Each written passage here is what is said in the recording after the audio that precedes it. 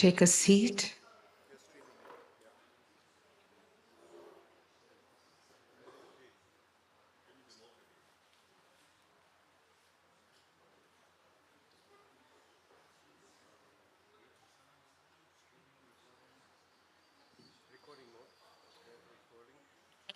Just take a breath in. And as you exhale out, allow your body to come to a stillness. Allow the chatter of the mind and the busyness to just settle down.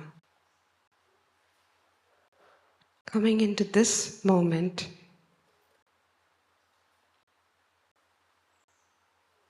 in the here and the now, just connecting with your breath. Breathing in and exhale.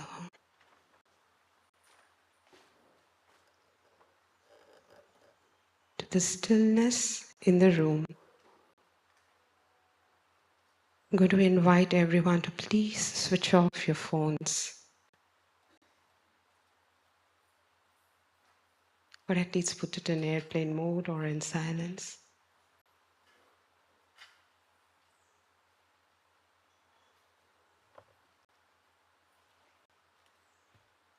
And as we enter into the third day of the spiritual summit, bringing into the collective all that has been happening in the last 2 days, let's begin with a chant of Om 3 times. Take a breath in.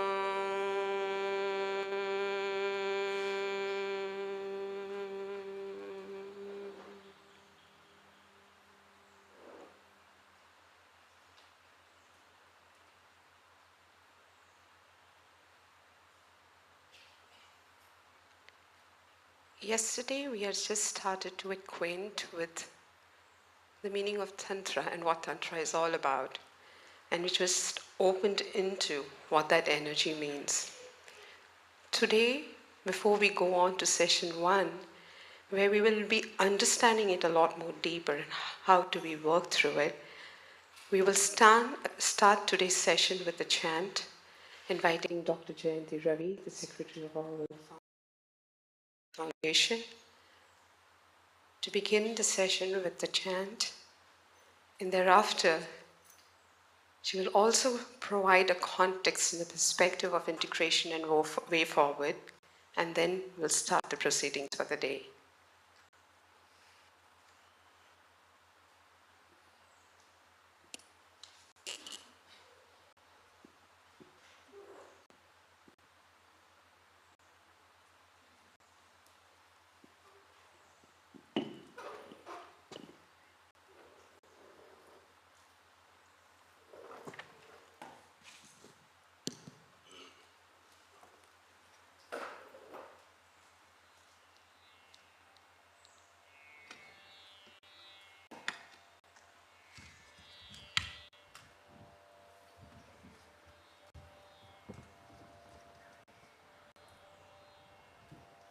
We begin with the Sri Aurobindo Gayatri and request all of you to join if you feel like it.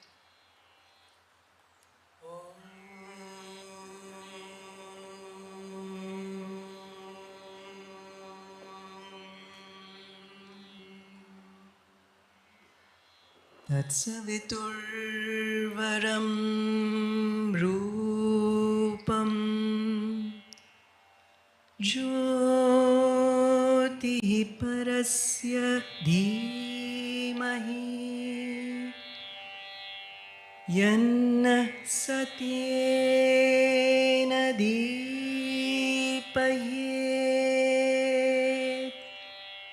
सत्येन दीपयेत्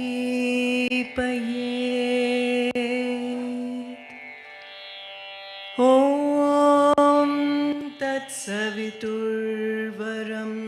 रूपं ज्योतिः परस्य धीमहि यन्नः सत्येन दीपयेत्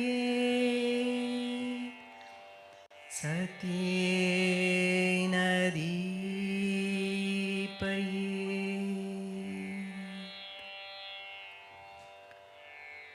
Namaste. Extend a very warm welcome to the third day of this beautiful summit on science, spirituality, and human awakening. And want to appreciate all of you who have come here from different parts of India, the world, and our own Auroville and the neighborhood, and contributed so beautifully. I also want to put this in a bit of context. We are starting this, and we do hope with all your participation. Dana Mariam, our chair of the International Advisory Council, has been particularly key in making all this happen. And we have had immense, complete support from the governing board. You met our chairman, the Honorable Governor of Tamil Nadu, and the member, Lieutenant Governor from Pondicherry, and all other members who have been here, Arvinda Ji, Gautam Da, the rest of them too, are all fully supportive of all of this. And of course, people of Auroville and people connected with Mother Sri Aurobindo and Indian spirituality. And we do hope this is a celebration of the 150th birth anniversary beginning, but we do hope that this gets institutionalized year on year, and we would like to see this really grow as a beautiful banyan tree which connects, which forms the core of something else that we're all working together. Another very, very special member of the International Advisory Council, Professor David Frawley, Dana, Professor Sampadanand Mishra ji, I don't know if he's here today. He spoke, he was a speaker yesterday. Many of you must have heard him. Our own Manoj Pavitran, Sanjeev Ranganathan, and several others. We've all been working on this now for about 6 to 8 months to evolve this idea of a hub of Indian knowledge systems. We have Professor Joy Sen also today here from IIT Kharagpur. So we do hope all of these and the possibility of an institute for consciousness, a center for Indian consciousness studies. Also, all of this can probably really take shape as a follow-up to this. But at the beginning, I also wanted to give a little bit of a background of the theme of the 150th birth anniversary of Sri Aurobindo. This is something that the government of India, none less than the Honorable Prime Minister of India himself, is chairing a high-level committee for the celebration of the 150th birth anniversary, which has absolutely eminent people from different streams of spirituality, different schools of thought across India and the world. And I think sometimes when we get a little distracted and think that perhaps reciting the name of a deity or a Devi Devta is perhaps something that is a little contrarian to what Mother and Sri Aurobindo said, we should go back and look at the shloka that we have. We say that just as Swami Vivekananda at the World Religions Congress way back spoke about Sarva Deva Namaskaram Keshava Pratigachati Akasham Patitam Toyam Yatha Gachati Sagarat. So the name, whether it is Krishna, whether it is Rama, whether it is Krishna, Allah, all these names eventually take us to the same fountain, the same spring well and the fountain of spirituality, Buddha. So I think in that spirit, we have to really make our hearts as wide, as large as possible to take this forward. And there is something that Sri Aurobindo specially gave as a big gift to all of us on his 75th birthday, which was India, independent India's 0th day of birth. She was just born as a newborn baby. Of course, it's a huge civilization, but if you talk of independent India, that was the 15th of August, 1947. That was also Sri Aurobindo's 75th birthday. And the theme of this entire celebrations this year is the 5 dreams of Sri Aurobindo. For the benefit of all of us, I thought I'll just quickly give you a little background. The first dream that he expressed that day, this was actually broadcast as a talk on All India Radio Tiruchirappalli, which is not far from here. Of course, we don't have any recorded message of Sri Aurobindo in his voice. We have checked, we've done a lot of research, we have not been able to get, but this was read out by a broadcaster. The first dream was of free and united India.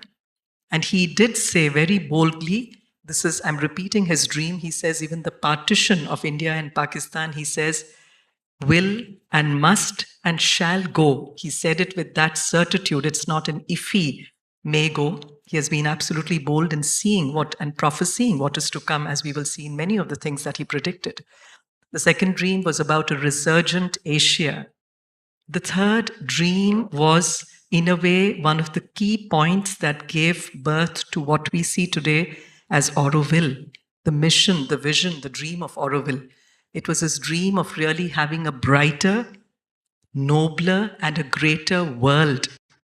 The fourth dream was India's spiritual gift to the whole of humankind. We are already seeing the Amrit Kal and how India can take her place as a Vishwa Guru, not by asserting her authority and force at all, but by the sheer power of her spirituality and be a beacon, a leader for everybody.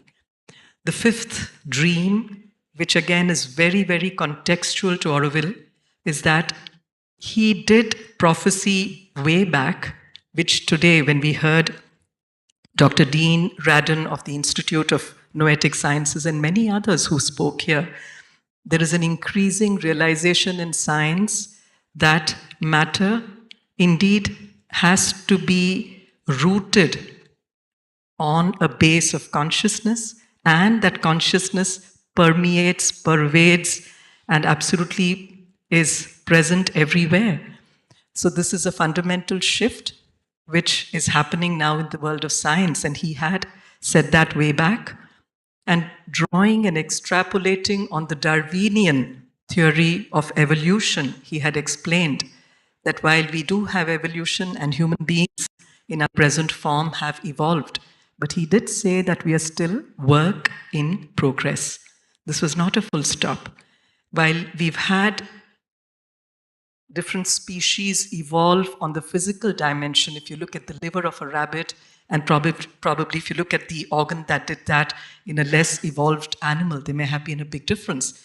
But those of us in science also know that as things grow up, it saturates and sort of tends to touch the expected thing a little asymptotically. They say it's almost touching it on a parallel line.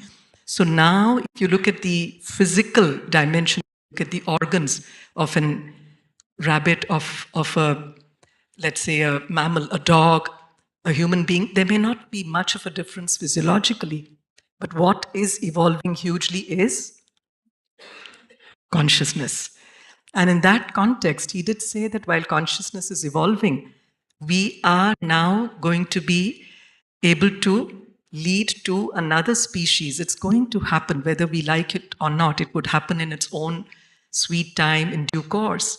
But if there is a bold set of people ready to offer ourselves as guinea pigs, ready to actually be a part of this bold, beautiful experiment, we can, he felt, accelerate this process of evolution.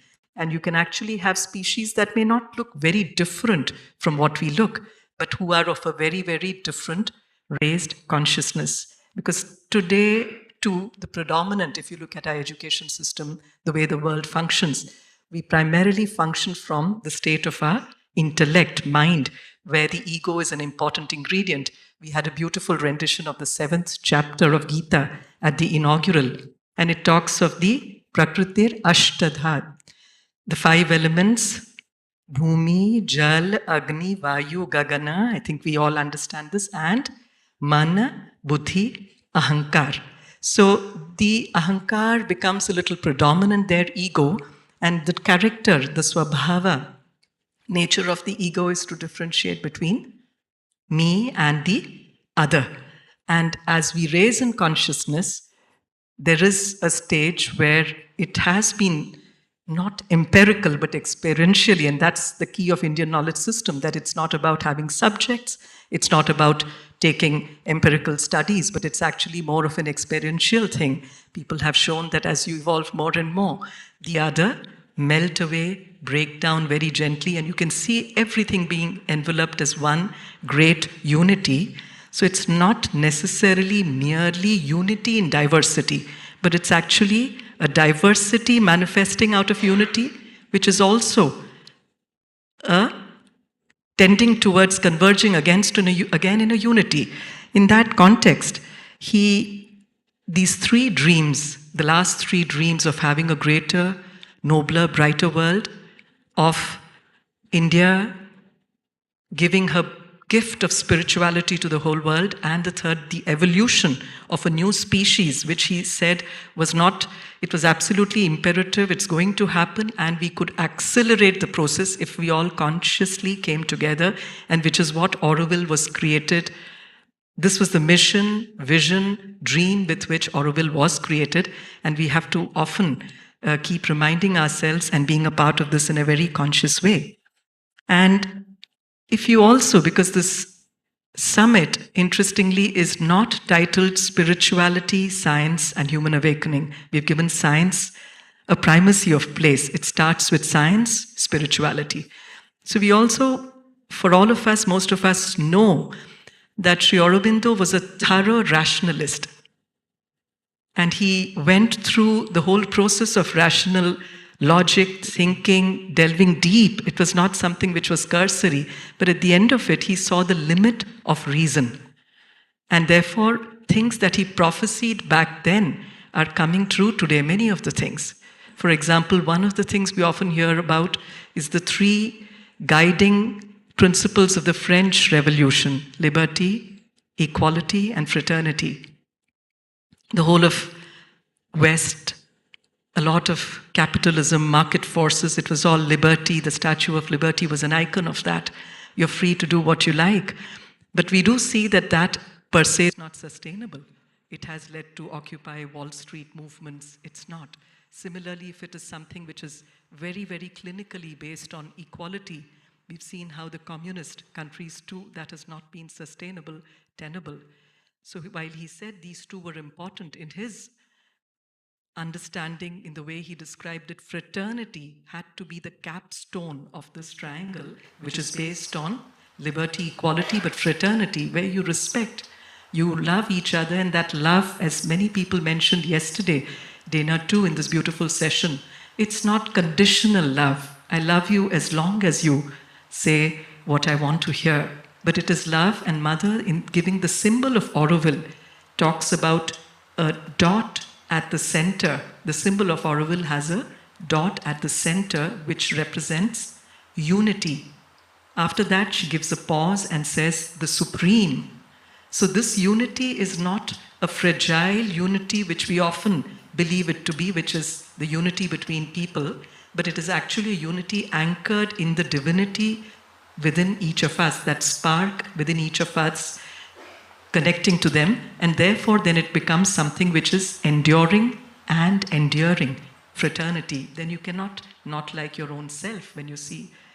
And in that context, if we look at several approaches that he has given long back as a child, when I read the Isha Upanishad, we used to see the sentence which says, distinguishes between Vidya and Avidya.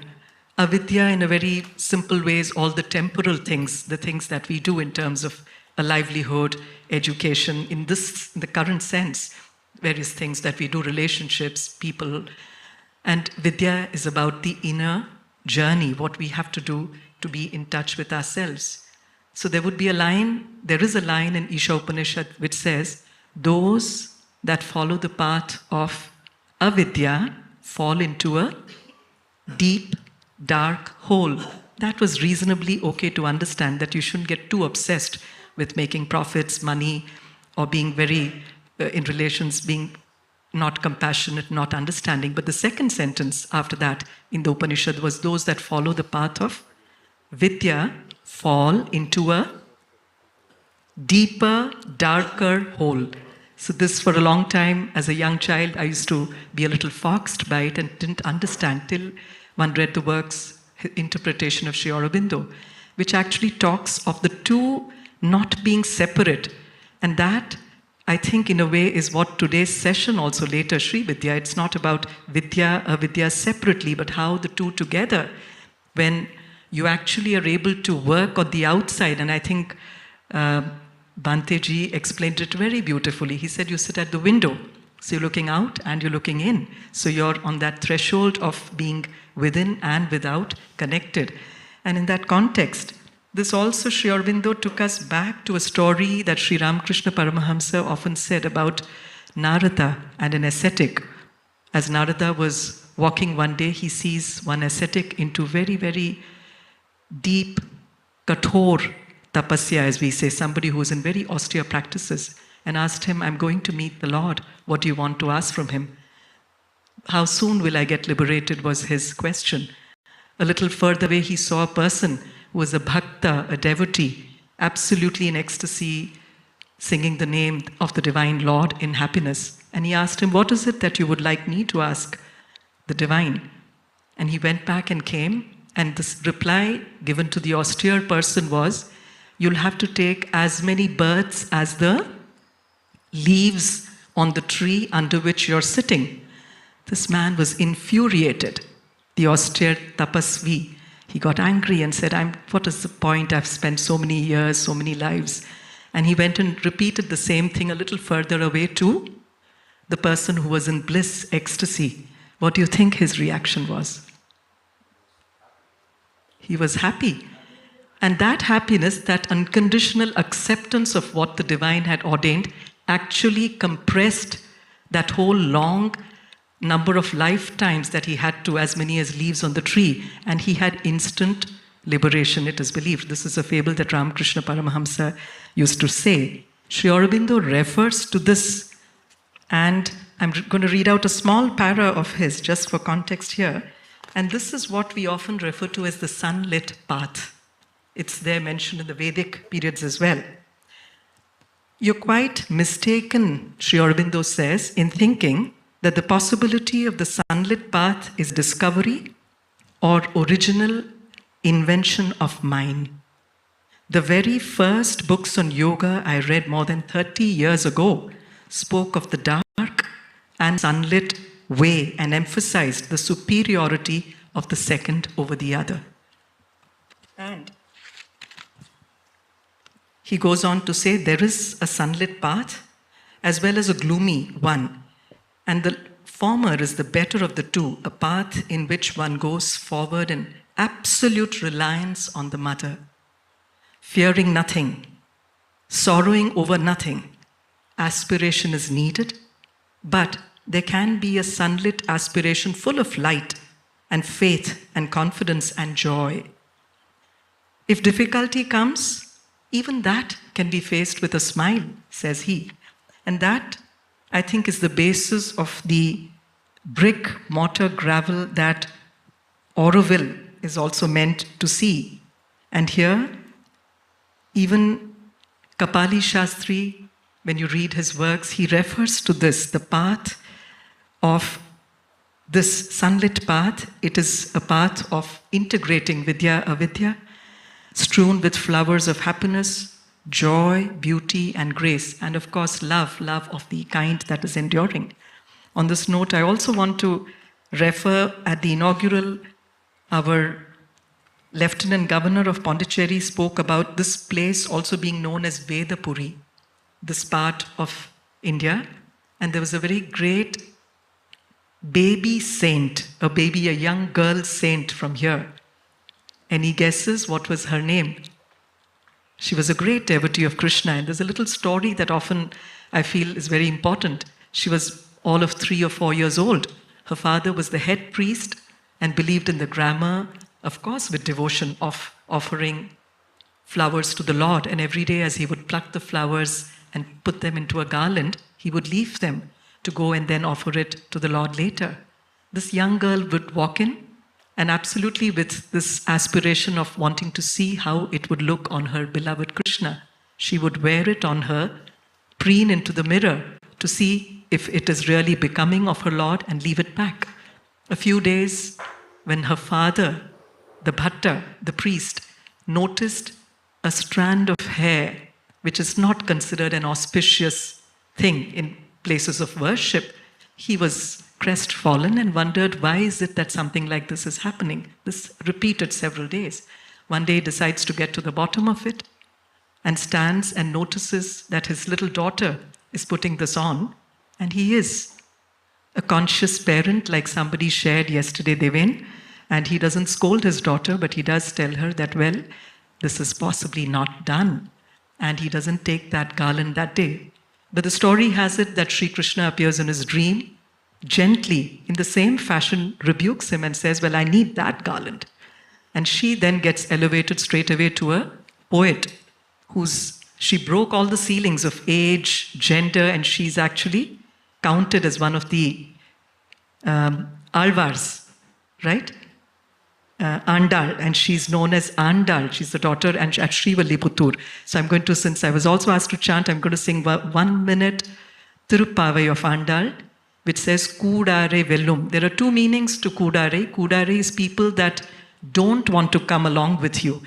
Govinda has the power of bringing everybody together. There's another meaning, Gudare, Gudha, is something which is very difficult. Even that is made so easy. So, and it talks about the sunlit path, because she says, as I sing your praise and go around dressed in good clothes, eating good food. So it's not about austerity, poverty, something which is very dry. It's about a celebration of life, and yet you can be in union with the divine.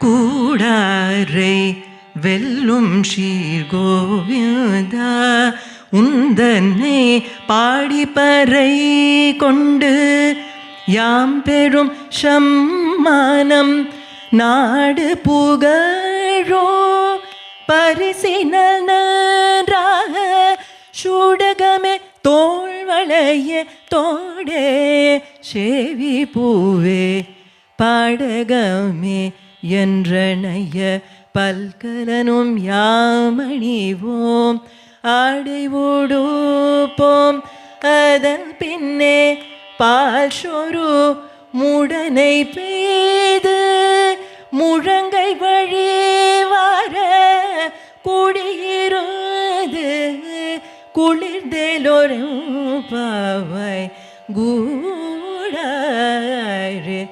Vellum Sri Govinda.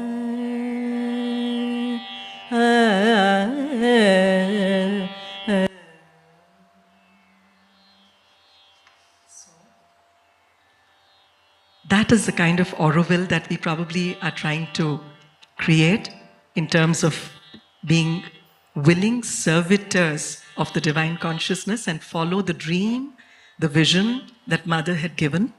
And I also want to share a few things about Auroville, since for many of you, by a show of hand, how many of you are coming to Auroville for the first time? That's a good number. Thank you. This city was not built to be something very beautiful that becomes a place for tourists to come and see and enjoy. That may be a small spin-off, but it was a means to a much deeper and a much higher end. the building of the city itself, it was to do this process of kneading, synthesizing, integrating the matter, material and divine, infinite and infinitesimal. And that's why Mother said every little foundation, the brick, mortar, gravel, she also gave it, she didn't leave it to us. She said, this is the design, it's like a jigsaw puzzle. You have to come together. And there was just one requirement she had for people who wanted to come here. It doesn't belong to anybody in particular, the city. She wrote, it belongs to humanity as a whole. But to live in Auroville, there was just one condition she laid. What was that? Willing servitor. And servitors may seem like a different word, but servitor is synonymous with servant. To be a, and Dana, I know in all your books, you've really been so fascinated with this compassion that Baba Janak showed, Sita Mata showed for her servants. And in that, here, this is a place where we, as we speak today, we have about 3,000 sisters and brothers from over 60 countries, but there's still enough room. We want to extend a warm welcome to all of you. In fact, we've got John and Sudha. Sudha, of course, you all know. Can I request John also to get up? We are in the process of putting together a beautiful program of welcoming our sisters and brothers from all over the world as volunteers, as interns, as fellows, also as scholars in residence, researchers in residence, artists in residence. How many of you feel tempted to give this a thought, a shot? So you can come here as practitioners in residence, come and stay here, be a part of it, write, think, interact, engage with people, and be a part of this beautiful ecosystem. We have to create it ourselves. And on a similar note, I think we have about 700 units here. I'm not exaggerating. Some of the best chocolates you'd get anywhere in Europe, you'll find it here. Similarly, some of the best garments, I don't know if Uma is here, Upasana, they're the best designers, some of the best paper, you name it. Films, coffee, yes. You got it, all of this, and even solar energy. Forests, some of the best afforestation efforts have happened here. Matru Mandir, you all visited it. If you haven't, I would urge you to visit it. So, to just take this forward, I would say that this year we're also lucky that at this point of time we have the G20 presidency of India.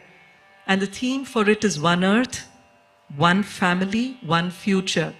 But wasn't it such a prophecy that this was not just a dream in the plane of ideation, a bold, audacious implementation, foundation laid here, not yesterday, not 5 years ago, 55 years ago, by Mother, who was the spiritual collaborator of Sri Aurobindo, to exactly take that forward.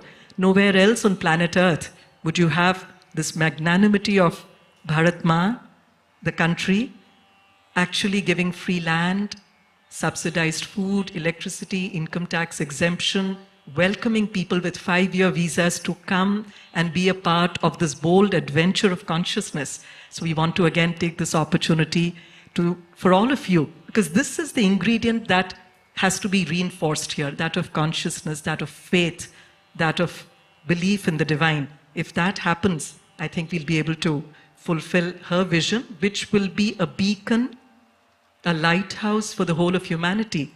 Because Sri Aurobindo also goes on to say he was a thorough rationalist. And he said that even if you look at the intellectual humanitarianism and all the approaches, the world still has misery. If you look at the issues of food, democracy is not a perfect solution, violence, all of it. So we have to have some place where people can accelerate this process of raising of consciousness. And that's where we are. So as we end, we are also, as I mentioned, there is this Institute of Knowledge Studies where too we need all of you and your support. Today, particularly when we look at what is happening, the earthquake, Turkey, Russia, there's so many people who've lost their lives, the near and dear ones, conflicts. We also have had people like somebody called Mahalingamji. Those of us in Auroville have met him. I've had the privilege of seeing him many times. He left us a few weeks ago. He was all of 103. So these are all things that today we also want to take a moment to reflect and offer our complete solidarity with the families of those that have. But as yesterday Kishori Ma said, death is just a beginning. So it's we have to take it in that spirit. And Dana was sharing all her past lifetimes, some of the experiences and so on. So on that note, I would like to end with a song of Meera, which is about what kind of a servant do we have to be? Which is the song? Chakar Rakhoji. So this is for the benefit of us, and especially this is to my dear friend Dana, offered to you. She talks about how can we be an ideal servant of the divine, Chakar Rakhoji, and she says, I'm going to build huge palaces, unche unche mahal banasu, vich rakhu bari. In the middle of it, I'm going to place small windows to see what? Savariya. I'm going to see my Lord Krishna through all those little windows, that this beautiful edifice. It doesn't mean a palace. It can mean whatever is your work, avocation, vocation at hand, and completely consecrating yourself to the divine. And I don't think any other place, ecosystem on planet Earth would allow you to be this way. But here we have the whole city as an aid for you to raise your consciousness. So again, I think it's a very bold experiment which was started way back. And if we enjoy and join in this song, those of you who feel called, we can, the spirit of Auroville is meant to be divine servitors. Chakar Rakhoji.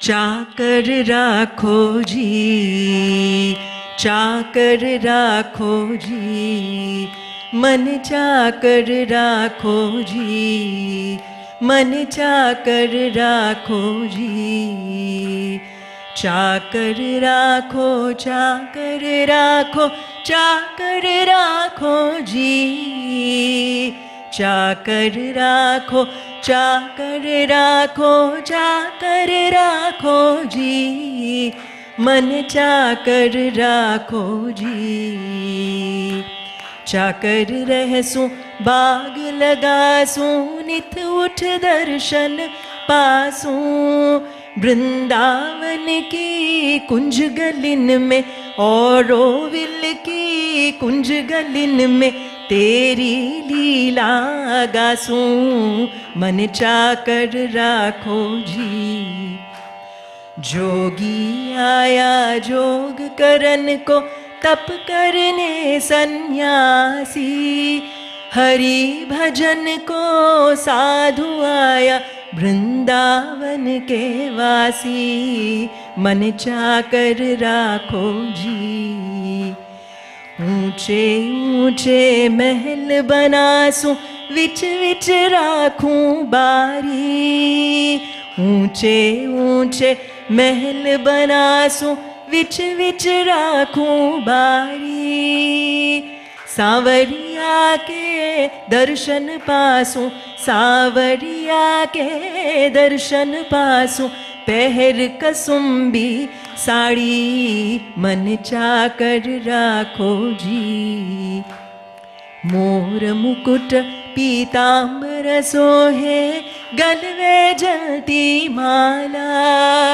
Vrindavan में धेनु चरावे, मोहन मुरली वाला, मन चाकर राखो जी, मन चाकर राखो जी, मन चाकर राखो जी।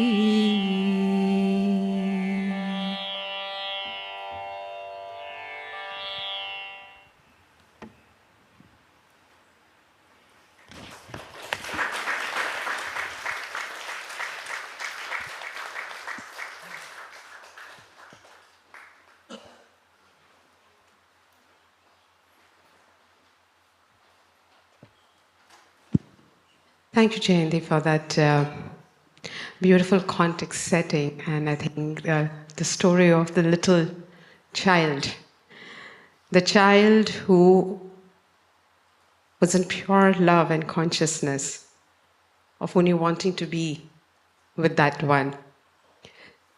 So yesterday evening, we talked about what is Tantra and what is this Shakti, what is this primordial force that comes into and brings into life the action.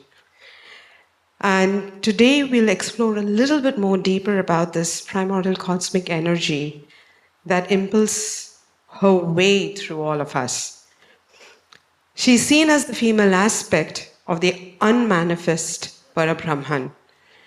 So how do we come to know about this dynamic force within us and in all that is?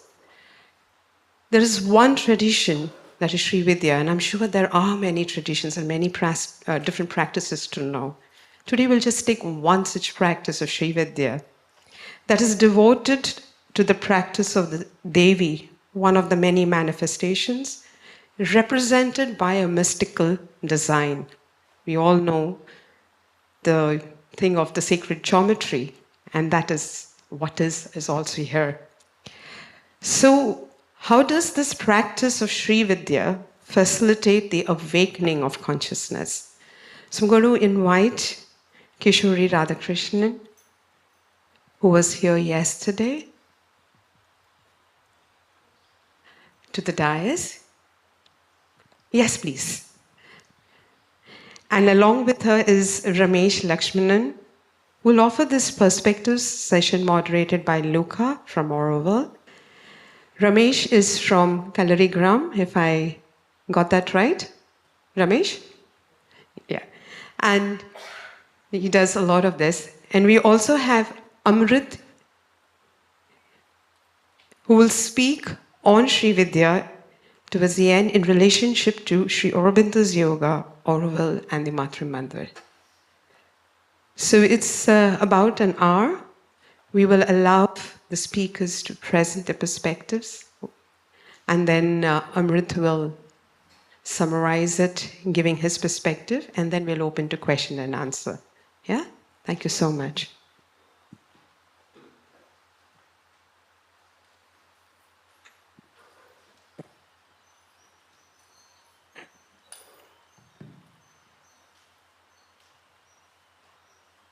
Welcome everybody this morning, and this section already described by Sudha. So we welcome in particular our member, as she described, Kishori ji, Lakshman ji, and our old Aurobillion Amrit. Let me present them a little bit. I will know if everybody know that Kishori Radhakrishna is actually not new in the Sri Aurobindo school.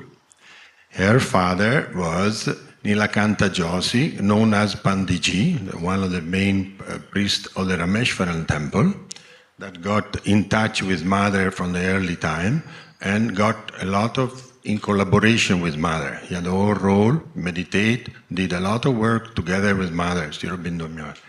Now, it will be interesting, I also will invite you to recollect that Kishori can recollect for us when she, as a child, was brought by the father and spent a lot of time, nothing else than on the laps of Mother, and how much she still has in her heart Mother, and Mother like her. Sometimes, some heartfelt things are always nice to hear. Lakshmanji is also in the same lineage of Pandiji, I think 1 or 2 generations after. He is the main founder and soul of Kalarigram, master of Kalaripattu, and guru of Sri Vidya, as of course Kishori. Guru Bandhu. We have also Amrit. Amrit is very old in the community, and he has been having, I think, one of the deepest experience in spiritual paths, has contact with a lot of master. Part also had a lot of direct contact with Pandiji, and his name was given by Mother. His acceptance to Aurobindo was given by Mother, and he is also here to explain and eventually bind up what is the connection between school traditional like Sri Vidya, based equally on Shakti power as Sri Aurobindo Yoga, as Sri Vidya. So we have a traditional Shakti spirit in the tradition, but it is the same in Sri Aurobindo Yoga. It's called a supramental force because it's a special type of Shakti. Now, these two can collaborate and work together. That is the experience of many people in Aurobindo, particularly Amrit can deepen up on this. As you know, Sri Aurobindo Yoga, actually we saw also in the last few days, we went through a few topics very important of it, like the samskaric and the aspect of the strange of the mind, the capacity that the mind can to change the reality. We went through very nice talk about the reality and ultimate reality all together. All these components are actually part of the Purna Yoga of Sri Aurobindo. In fact, when we spoke about samskara, it's not true the samskara is not in Sri Aurobindo Yoga. You may know that in Sri Aurobindo Yoga has been given a few techniques, concentration in the heart or in the anya, but one also was given the continuous offering of any action or anything that we do any moment of the day to the divine. Now, what is divine and non-divine is a very long topic. But he did, Sri Aurobindo gave a practice of constant remembrance. I don't know if you know, many most serious paths rely upon constant remembrance of the divine. Why? Because it's also yoga transformation of consciousness. And how you can only obtain it? Heavy, every second of your life concentrated on your goal. That is, to transform your ego consciousness of birth into the divine new consciousness. And all this, if you study also Sri Vidya, they are all part of a strengthening of the inner being that can allow you to have this not easy endeavor. Now, what we can do now is to simply deepen up now what is Shakti, that is the base of Sri Aurobindo Yoga. You may also know that Aurobindo dedicated much on this. Mother has given in Matrimandri the 4 pillars, are all named as Ma Kali, Ma Shakti, Ma Reshwari, Ma Sarasvati. He put a lot of tradition also in it. And even in Matrimandri, the 3 main gardens that are the expression of mother aspect are, the first 3 are Sat, Chit, Ananda. So Sri Aurobindo kept in the tradition very much in his view. And this view is also very much shared in paths like Sri Vidya. Now, I will give happily now the talk to you to explain a bit more how you see the Shakti in this path and what you can see as connection in Sri Aurobindo Integral Purna Yoga. Om Sri Gurubhyo Namaha. Shakti, you want me to say about Shakti, how it helps us in the yoga also, how it helps us to develop, to evolve. And enlighten, bring us to yes. Raise up the consciousness to awakening. It's awakening. It's a nice, good questions that because you know, this Shakti Tattva is nothing but the capacity or the power of any, not only human beings, any living things. Just even to move, the Shakti is needed. Shakti means it is not that you say like you think it is a worship or something like that. That will come afterwards. But when this prapancha, this creation comes, at that time the Shakti came. We accept that is the Nirguna Brahma. That is without no name, no color, without color, no odor, nothing. That is Nirguna Brahma. We don't have put any name upon the Nirguna Brahma. We call it as a Parabrahma. Para means it is above all. And it is in all. You don't think that it is above all means it is not in us. But it is in us. And it is above us, beyond us also. Not only us, beyond the universe, beyond all this prapancha, this mandala, this universe, everything that Parabrahma is pervades. The Parabrahma is manifests everywhere. But this Parabrahma we cannot see. This is called Avyakta Rupa. Avyakta Rupa means it is invisible. The Parabrahma is invisible. Our Sanatana Dharma says when Parabrahma wants to create something. If the creation comes, means some activities to be done. Without activity, no creation. If you don't want to create anything, means you can sit as a still. So, in his own part, that is the Parabrahma Tattva, that is Sachidananda Tattva, as all of us accept, Sat is the essence. That is the yes, it is being. Everywhere the Sat is there. And the Chit is the, we call it as a acting face of the Parabrahma. It is also one of the, what we call Lakshana of Parabrahma. The Swarupa Lakshana of Parabrahma is Chat, Chit, Ananda. If Sat is mingled with Chit, the Ananda or Ananda comes. The Ananda and Ananda, it's both united. Ananda is complete independent.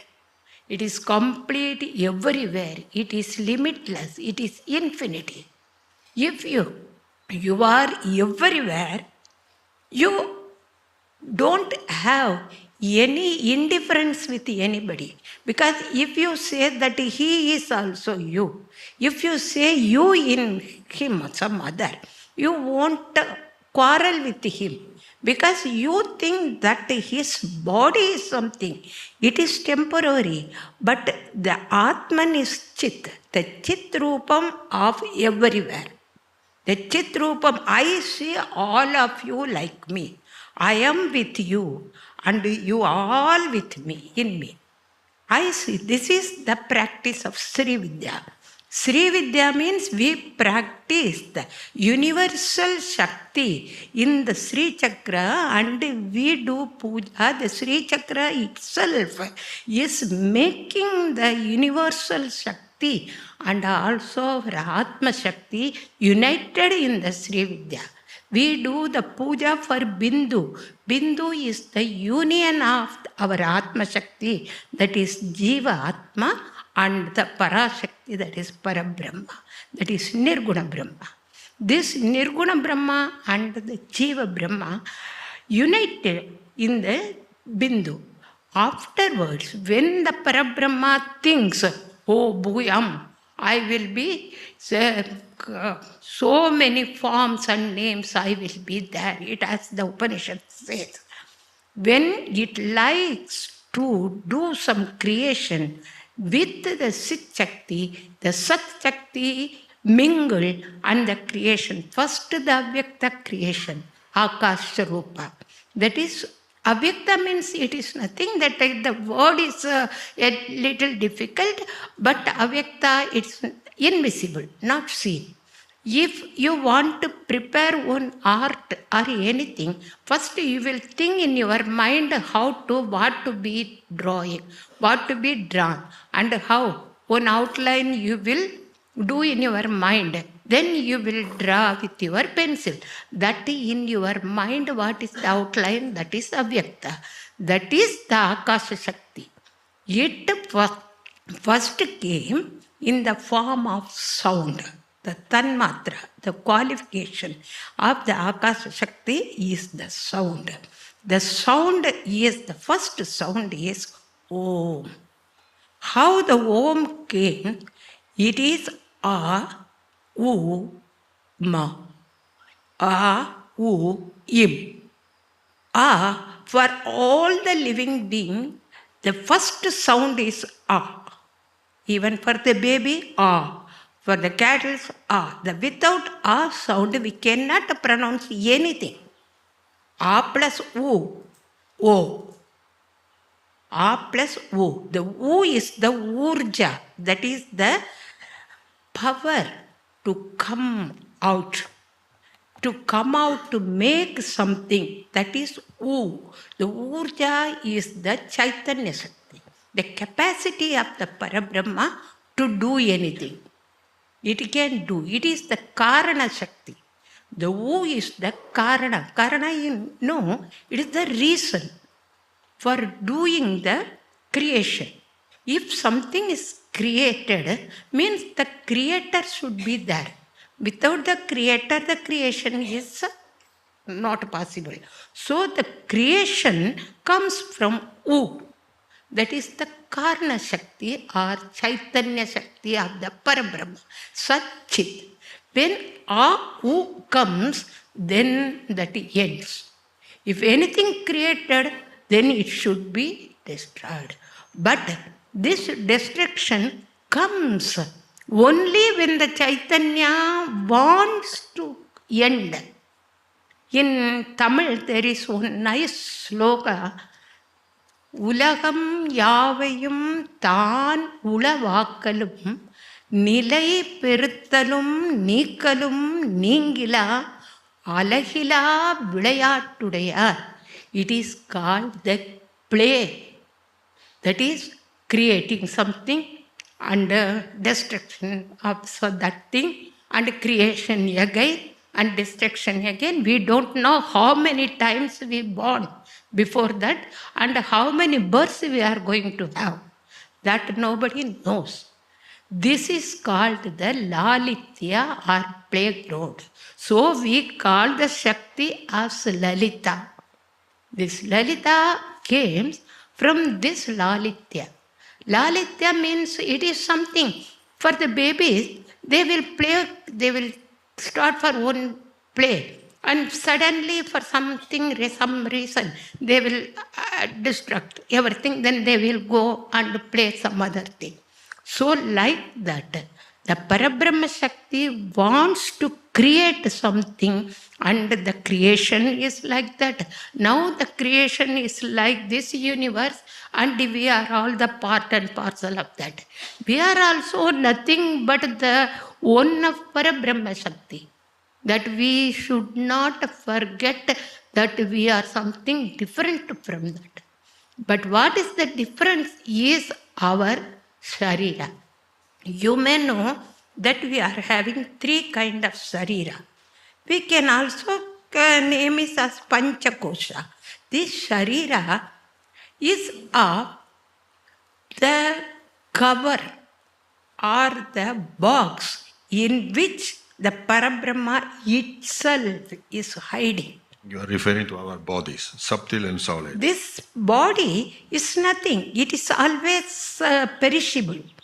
The body is not constant. Body is temporary. You don't think yourself as your body. If I ask you, who are you? Then you begin to tell your biodata. But this biodata is not for you. Your biodata. We are not the body. You are not. Almost Advaita. This is almost Advaita. The body is not the mind, and not the energy. Advaita is the end of all the humanity. Not only humanity, all the world. Universe. Advaita is the universe because who knows after all the perished, who will be there? Who will be remaining? Some says that is Shunya. But in some cause, the Sri Vidya does not accept the Shunya. Because if it is Shunya means there is nothing. If there is nothing means, how can you say there is nothing? That seer also must be there. Without seeing, you cannot see that Shunya. So the Shunya means the conscious is there. To say that is Shunya. So, the consciousness is the ultimate remaining. So we follow that Sri Vidya as a cosmetic energy or cosmos energy. It divides in 5 kinds. But first, this cosmos Chaitanya divided into 3 parts. Sattva, Rajo and Tama. Sattva means pure and purest particle. That is Avyakta. Rajo is some kind of mixture of tamas and sattva. That is called Rajo. And Tama is not pure sattva, not pure Raja. It is something watching, and if anything happened against the universe, it will stop that game. Like the babies, if the game is not is go against the baby's wish, then it will stop the game. Just like that, our Chaitanya also watches. If something goes against, beyond her control, means suddenly it put to an end to that. So, this is the game of Chaitanya, and this is what we put the name Saraswati, Mahasaraswati, Mahalakshmi, and Mahakali. These three gunas, the three gunas came first. These are all avyakta rupa. In the triguna, again it divides into two forms, that is male and female form. So the Shat Shakti came. Each and every triguna divides into two. This is the first bindu is the Parabrahma. The triguna is the nearest triangle of the Sri Yantra. Then the Shatkona comes. This is the each and every part of Sattva, Raja and Tamoguna divided into two. That is 6 triangle comes. That is the 6th triangle. After that the inner Trikona. So each and every part in our Sri Yandra is related with us and also with the universe. This universe is Prapancha and we are all that Jiva Vyakta. This is singular. What you are describing as that the Shakti is not a one thing, but is a multifaceted, and you are, each one has a name, and eventually even a yantra, and eventually even a mantra. So the Shakti, according to tradition, there are, I think, 64 yogini, I don't know, a number of them. Yes, they are all the devotees of the Shakti. And now you are describing as the Sri Yantra, with the position from the Bindu to the first Trikona and all the different. So what you are telling us is the Shakti is not is start from non-dual, but is actually the expression of duality. It's in a way. It's Shakti, it's quality, duality. Duality means you say that why we call the Shakti as a feminine gender, in the feminine gender. This would be interesting. Why we call the Shakti feminine and a transcendental masculine? No, point. That is, this is the Chaitanya Rupam of the Parabrahma. As I told, Sat Guna never do any activities. It is theirs. In the still form, it is there. But the essence, the nectar of the Chaitanya activates upon Shakti to help in the creation. This is the form. So we say that Shakti as in a red color. That is the Shakti Rupam or feminine Rupam. Shiva in the white color. That is the Nirguna Rupam. For Shiva also no Rupa, no name. See, Shiva is called pure Mangala. That Shiva means it is something superior. That's all. No name. But for Shakti there are so many names, so many forms, so many names. Even for the street they say Angalamman, Parameshwari, like that, so many names. In each and everywhere Shakti manifests. But Shiva, there is no form or name for Shiva. Shiva itself is a Nirguna Brahma. That Shiva also I say, the Parabrahma Tattva only, Nirguna Brahma. It is not that Shiva which the dual creation of the Svat Shakti. The Chit Shakti created dually, but for our sake we put name. But for our sake to do worship we put name. But in the creation, in the Shakti there is nothing. So what you are saying basically is that, you see, like in Sri Aurobindo Yoga, we have the famous poem, basic of the Sri Aurobindo Yoga, Savitri Satyavan. This female energy is actually, how does it relate to the transcendental, is developing or explaining or expressing the male Bindu aspect. That's what you are saying. And through this particular practice of Sri Vidya, the aim is to reach the Brahman consciousness. Yes. And through the external worship, on which you will give a demonstration, I understand, this evening, hopefully, that's how you reach realization in this particular path, very parallel to Aurobindo path. Can I just intervene? It's quite in-depth philosophy.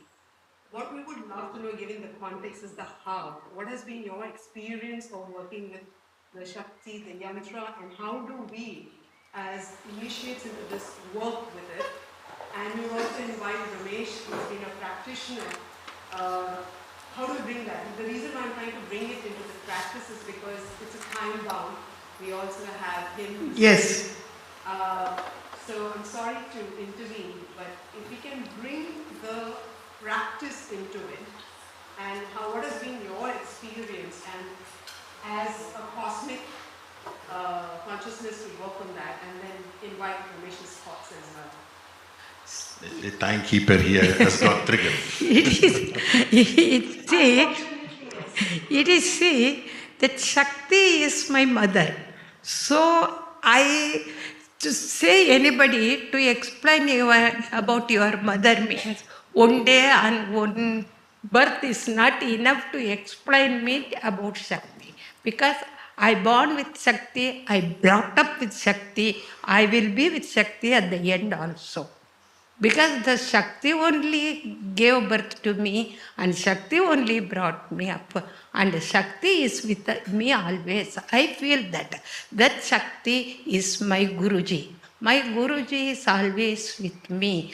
And I know him, I experience him in all the ways. One small thing, if you want... Devotion is an important aspect in this path. See, the faith is the most important thing in our Shakti Tattva. Because without faith, nothing can be achieved. If you want to worship anything, if you want to do anything, you must have the faith that it will be a favor for me. Otherwise, we won't do anything. But this faith helped me so much in so many ways. But one simple thing I can tell. It's unforgettable for me in my birth. That is, when my son was in USA, he got some fever, or I don't know what kind of that fever was. But the most extreme things he went. That he was in ICU, the doctors see that the USA, we cannot say it's the failure of medicine. But the doctor said, no hope for him. He will be survive only 48 hours. That time, the phone came to me that your son is in critical position in USA hospital.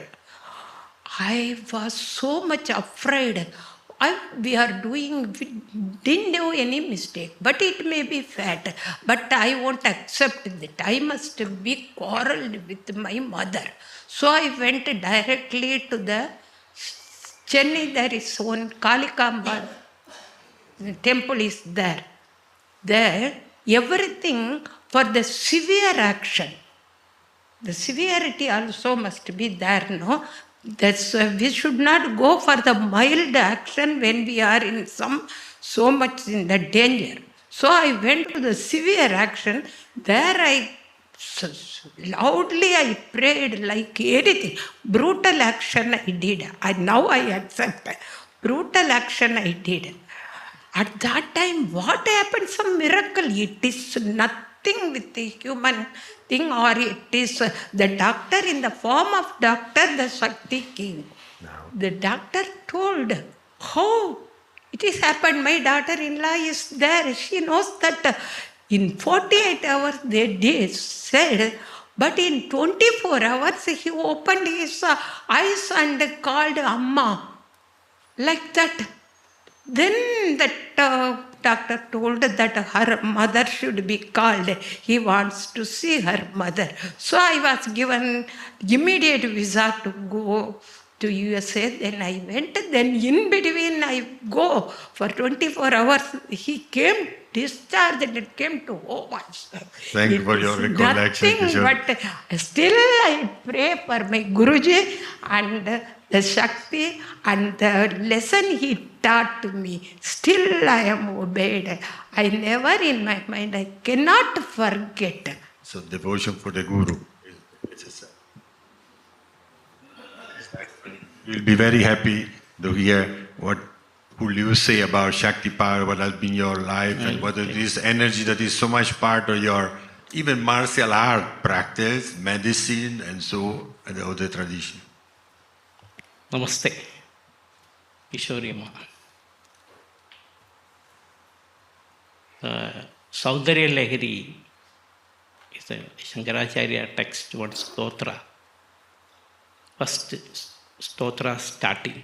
Shiva Shaktiya Yuktu Yadi Bhavati Shakta Prabhavitu Naje Devam Devo Nagala Kushala Spandidumapi Adastuam Aradhyam Harihara Virijya Adibirabi Pranantum Stodum Va Katha Magrata Punya Prabhavati. How I can, without mother, can worship? Then what the Parabrahma? Parabrahma level is nothing is there. Brahma Satyam Jagat Vidya. Jivo Brahmaiva Nabaraha. But the creation, what is happening, Shiva becomes Shakti. Sa Aikshada Bahusyam Prajayaya. He become multiple. The Sri Chakra is formed like that. Bindu, Trigona, Vasugona, Dashara Yukma, Manvasra, Nagadala, Samyuda Shodasharam, Vrutta Trayamcha, Dharani Sadana Trayamcha, Sri Chakrameva Muditham Paradevadaya. The subtle energy become dynamic, the explanation of that. The Bindu. Egagina Remade. Self I cannot enjoy. He want become two. He splitted. First spot, first Bindu, splitted two. The creation coming downward triangle. Downward triangle is Shakti, upward triangle is Shiva. The Shakti Tattvam coming like that, one Bindu become two, then Bindu become Trigona. That became Srishti, Sthiti, Samhar. Brahma, Vishnu, Rudra. All kind of the threes. What we feeling in our body, Ida, Pingala, Sushumna. Day, night, the Sandhya, middle time. This is our energy channel working like that. Left side, Ida, moon related. Right side, Pingala, sun related. This is feminine and masculine.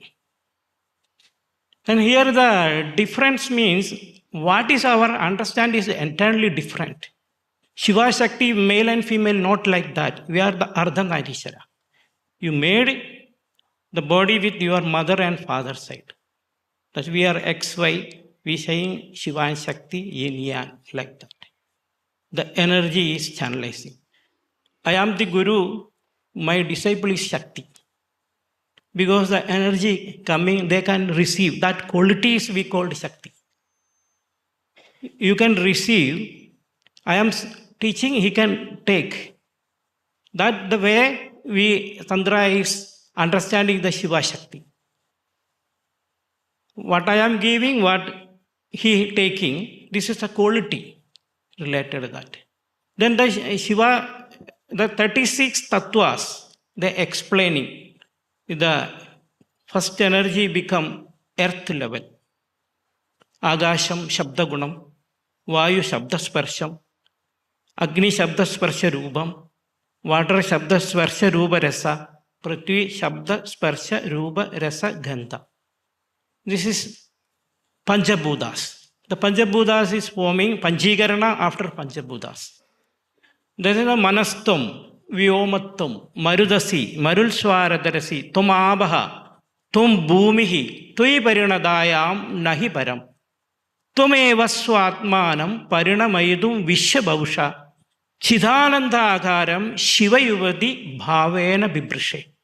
This way the energy is forming. If the earth level is solid and water level is liquid, this way is going samhara, going back like the creation coming like that. Manastam Vyomata like coming one, you can see everything. The going back samhara. Shiva is a moksha karaka or samhara karaka. Because his earth element becoming a liquidity. Solid become liquid. The ratio only changing. The Panchabhutas, not what we see, that not level. This is a different way of how Rishis understanding. This is the form changing, ratio changing. The earth level to liquid level to either level. That's the sukshma, just going back like that. But what the Kundalini Shakti is, that the sound of Omkar. The splitting sound, this is become Omkar. A, U, Ma, Ardha, then Bindu. That is Brahma, Vishnu, Rudra, Ishvara, and Sadashiva. This is Panchakritya Parayana. Then this way, this is forming, then it is going back also like that. The Stula level to Sukshma level. So, Lakshmanji, how will you express what you're saying now as elevation of consciousness, and how can, anyway, Sri Aurobindo yoga and so and help this way, in that sense? What is happening is Bindu become Trigona. Trigona become 2 triangle downward and 1 triangle upward is a Vasugona. 8 triangles. The first Bindu, the triangle, and this way, then outer and inner 10 triangles, 14 triangles, and 8 petals and 16 petals and Bhubara. This is the Bhubara to 16 and 8 petals that we called Sad. And 14 triangle to triangle that we called Chid. And central point is Bindu is Anandam. Sad, Chid, Anandam. This way, if we will going to Kundalini is arousing, you will reach the Shiva Shakti Aikya Nilaya, the union of Shiva and Shakti. Or Ida and Pingala becoming in Sushumna, you will feel that bliss. The aim of the practice is that the first Bindu and triangle and Ashtagon is formed, that is Bala Yandra. First form of Sri Yandra is Bala. Bala is practicing only for material benefits. Then after there will coming more expansion is full Sri Chakra become Panchadashakshari. Panchadashakshari and 15 letters, Sri Vidya. Sri Vidya is Yatrasti Moksho Najadatra Bhoga, Yatrasti Bhogo Najadatra Moksha. Sri Sundari Sevana Tatparanam Bhogasya Mokshasya Karasya. This practice of Sri Vidya, material benefit also, spiritual benefit also. Then we going to Mahashodashi, there is Atma Vidya. We are not working in the material way. We are full concentrating on where we coming. Mano Buddhi Ahangara Chittani Naham, Chidananda Rupa Shivoham Shivoham. You reach that level, your intensive practice, that is that level of Sri Vidya, you are practicing only liberation. Before of the Bala Mantra or Panchadashakshari Mantra, this is all material and spiritual benefits. And this way, the old mantra, Sri Vidya, Sri Jayantiji also Sri Vidya. What the Vidya she explained, De Vidya, Paravidya, Aparavidya. This is a Paravidya. This is the moksha sadhana. That's why we, Sri Vidya, we have no name. The respected Vidya. And Sri Andra, no name. Because this is practice going to Upasaganam Karyartham Brahmane Rupa Kalpanam. The practitioners' concentration purpose only we made to the Saguna. Nirguna becomes Saguna, form. You're going to the form to formless. That's why we need the Paramahamsa practice so many things. Then finally his Guru said to cut it Kali.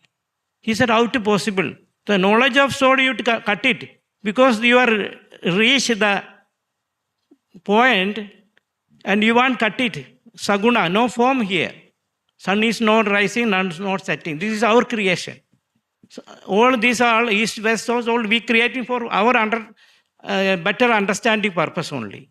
This is all we created for that purpose. Then slow by form to we traveling to formless.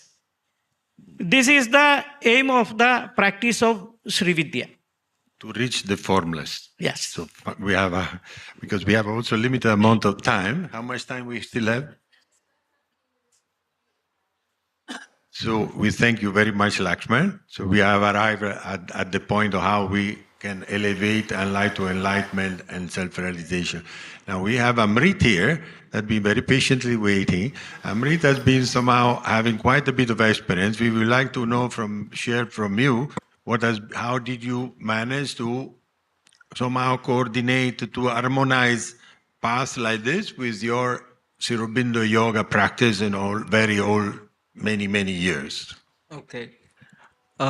First of all, I would like to thank Kishori Didi and Lakshman Bai, and also apologize because my hearing is so bad. It's very difficult for me to participate in any discussion because I might totally misunderstand what they say and appear stupider than I think I really am. But, okay, so I wish to speak a little bit from my perspective as a resident of Aurobindo. This session is about how to know who the mother is and how to come into contact with her. More than 54 years ago, I was in the Himalayas and I wrote to Mother and I asked her, Mother, I feel your presence and your love, but I don't know who you are. Who are you? And Mother's answer was, one day you will know who I am. And one thing about Mother, she always fulfills her promises. Always. I came to Aurobindo and I didn't want to be in Aurobindo at all. In fact, I had no interest in Aurobindo. I wanted to be in the ashram. And I told them, she sent me here, and then I told her, no, I don't want to be here. And then finally, I wrote to her and I said, look, I want to be in the ashram, but if you think it is better for me to be here, I will stay. Because you said the ashram is for those who want to dedicate their lives to the divine. I want to do that, so I want to be in the ashram, not in Aurobindo. And she said, no, you can do what you want in Aurobindo. You can dedicate your life to the divine. I know it. So I stayed reluctantly. Only because Mother said. Now, this session is about knowing the Mother. I didn't realize when Mother said this, she was actually referring to Sri Vidya.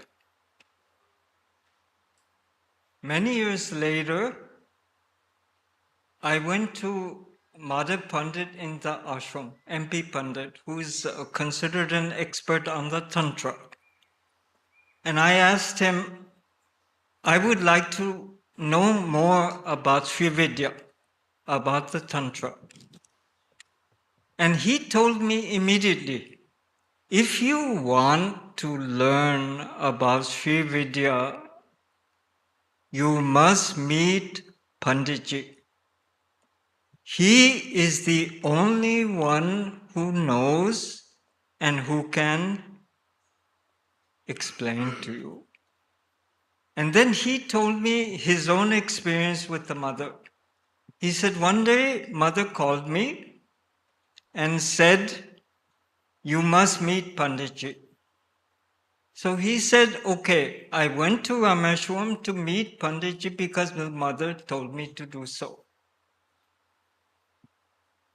Madhav Pandit did not explain exactly what happened, but he said one thing about this meeting with Panditji. He said, Mother prepared the ground, Panditji gave the opening. This seemed to indicate that after his time with the mother, Panditji actually gave him either an experience or a realization, and from that point, Madhav Pandit started to write about the Tantra.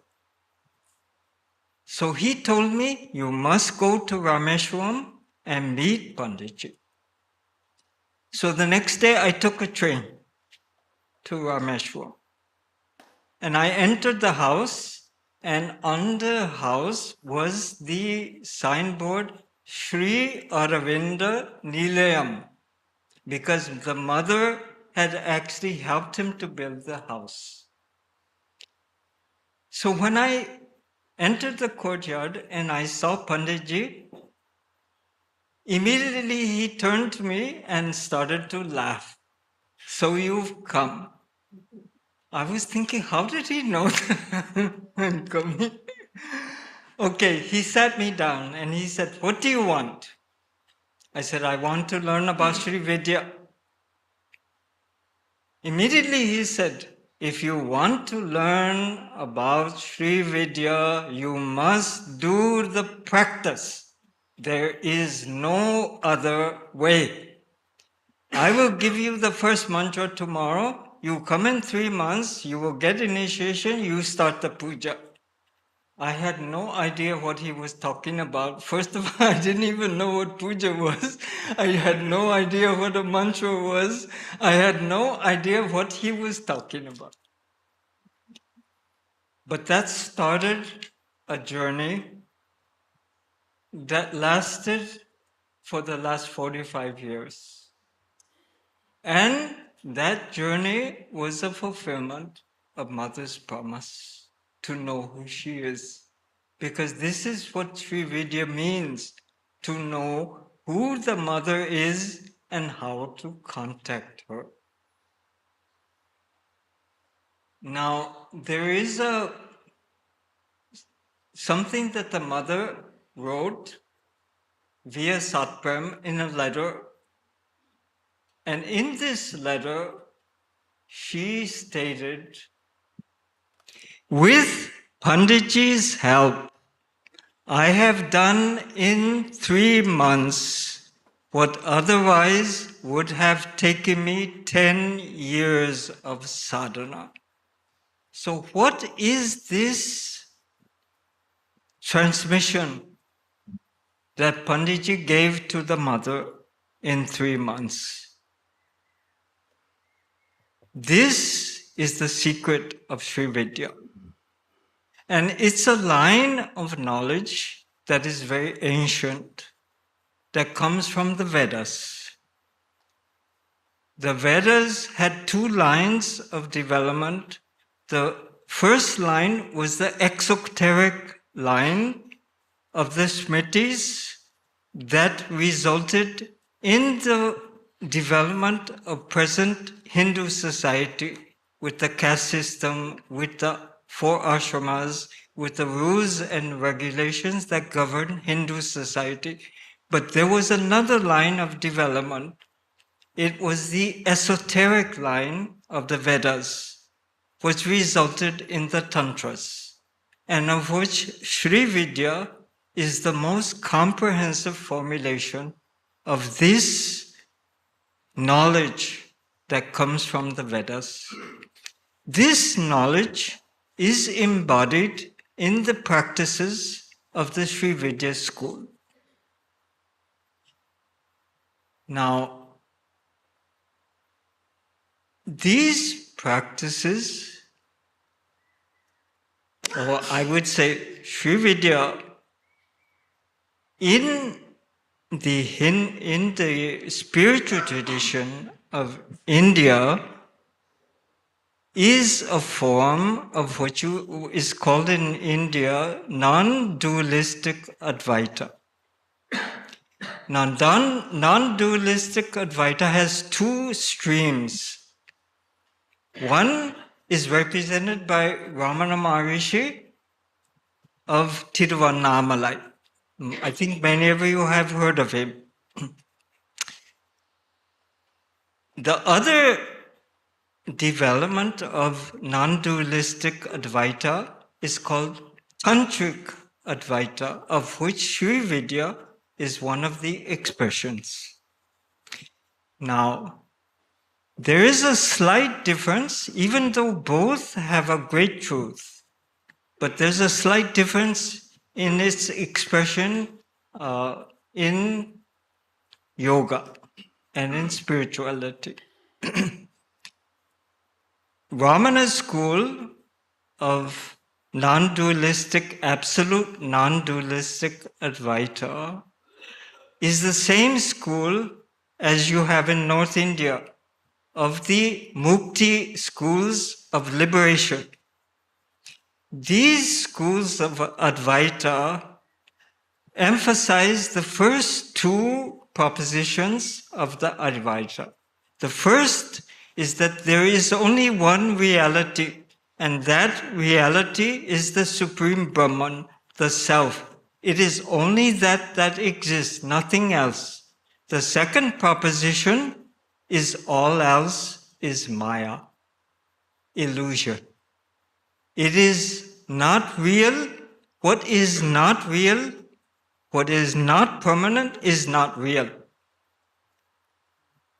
This is the world that we live in, the world of unreality. So this first school of Advaita takes this aspect.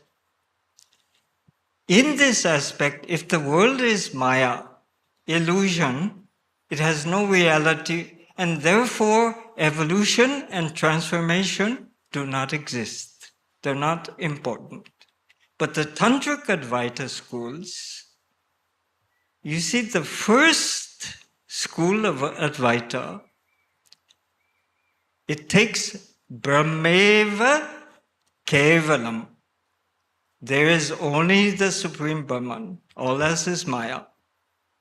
But the Tantric Advaita takes the third proposition, Brahmeva Kevalam Sarvam.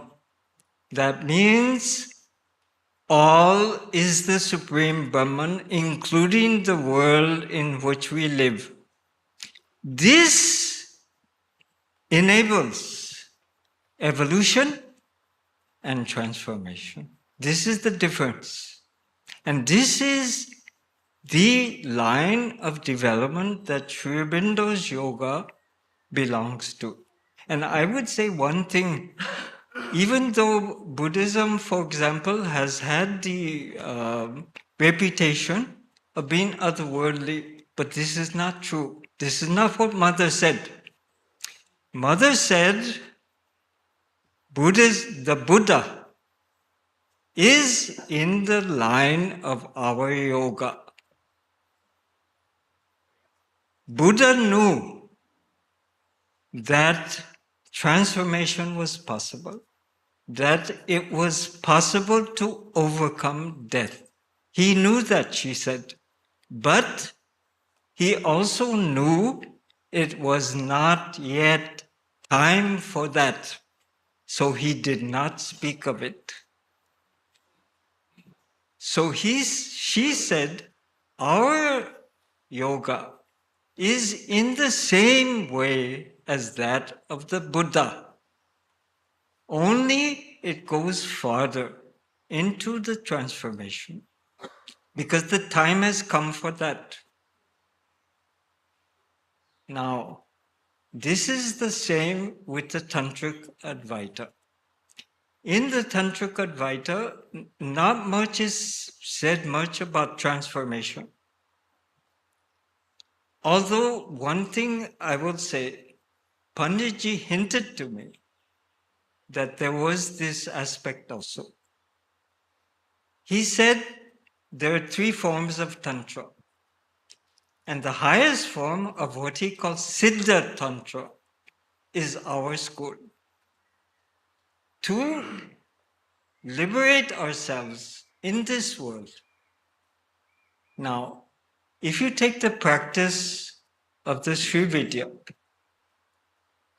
this practice involves concentration on the yantra called Sri Yantra or Sri Chakra.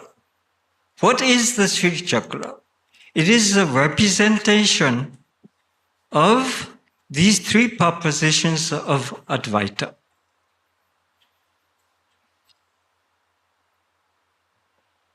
In the Sri Yantra, you see, basically in the Tantric Advaita, you have 2 streams of development. One is the Shaiva school. The Shaiva school is that of Kashmir Shaivism.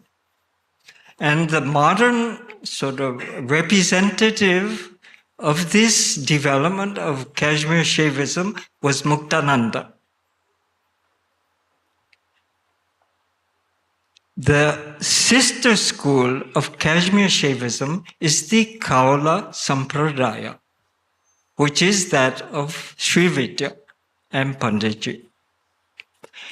In actuality, they are identical. Only there is a slight difference of emphasis, one on Shiva, one on Shakti. But it is the same.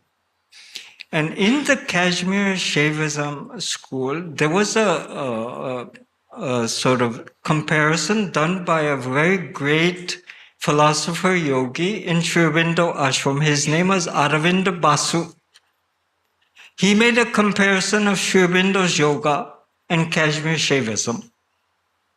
And his conclusion was that Sri Aurobindo's yoga is almost identical to Kashmir Shaivism, except for the final thing of the transformation. Now, Panditji hinted to me about this. He said there are 3 forms of Tantra, and the highest is Siddha Tantra, of which he said Sri Vidya is a manifestation. But he also hinted there is a higher form. He did not describe it as such, but I had the feeling he was referring to the transformation. He said there is a very high form of Tantra, but because so few people have been able to reach that point, it's no use even to talk about it, because it's too much, it's too high for people. Okay.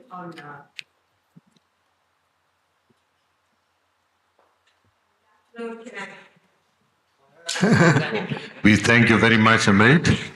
One second. Luca, just one second. Luca, can you just wait a second? So, Amrit, on that occasion when you said it is about transformation, and this is a space of awakening consciousness, could you just give one practice that we could take, one simple practice before we conclude the session? You see, one thing in the practice of Sri Vidya, particularly in the puja, it's something, in most practices of yoga, you have to follow what are called the niyamas and yamas. That means what you should do and should not do to purify yourself. But in the Sri Vidya, there is no emphasis on the yamas and the niyamas. What it is there is an emphasis on the practice, because the practice itself creates the conditions for this process of yoga to happen spontaneously through the concentration on the Meru, on the yantra of Sri Vidya in the puja. For example, within the puja, there are several processes. For example, one is called Matraka Nyasa. This is the placing of the sounds of the Sanskrit alphabet on your body. As you do this, what happens is your body itself starts to vibrate with these sound forms. There is Matraka Nyasa and there is Mantra Nyasa. That means you put the mantra on your body. And the body starts to absorb these sounds of both the sounds of the Hindu alphabet and the mantra. And in this process of absorption, what happens is there starts to be a process of purification. In other words, this starts to counter the vibrations with which we normally have our samskaras, our bad habits, our ego. Okay, there is a second process in the puja. This is called Bhuta Shuddhi. This is a process that was also followed by Ramalingam Swami, who was also of the Tantric Advaita school.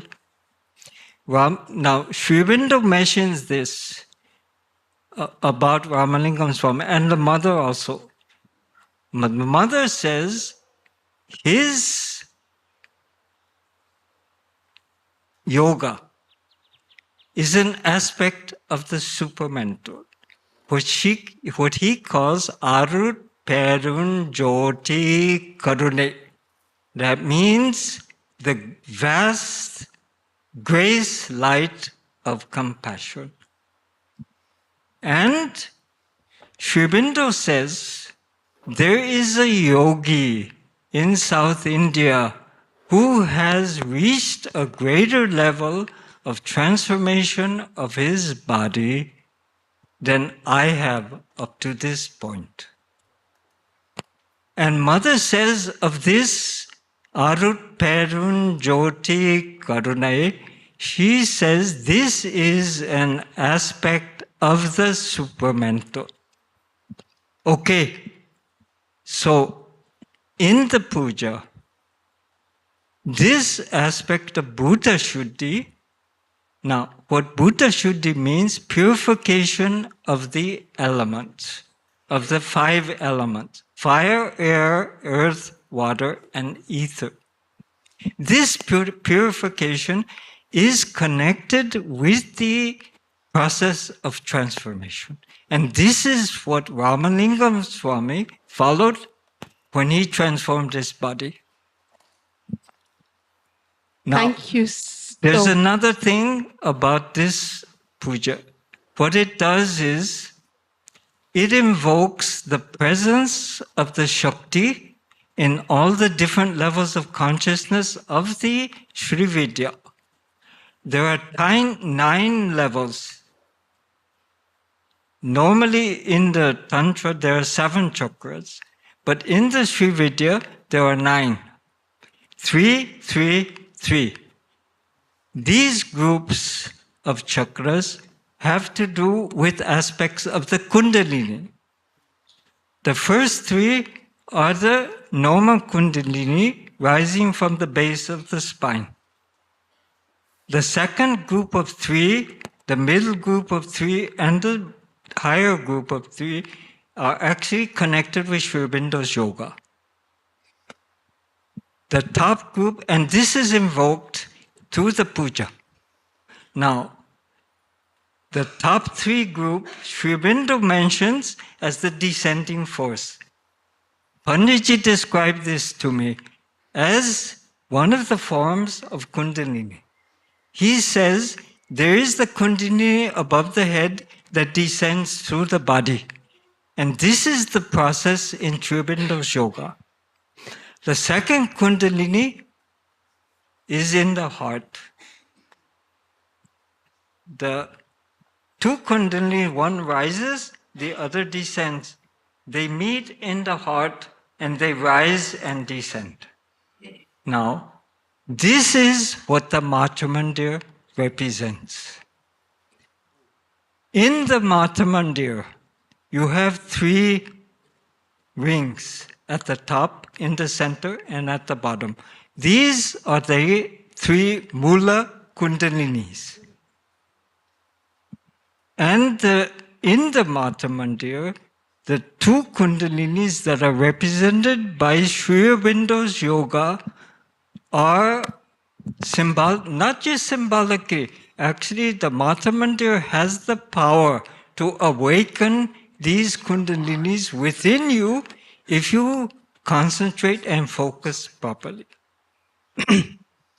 You have the light coming through the upper ring. This light descends and hits the crystal.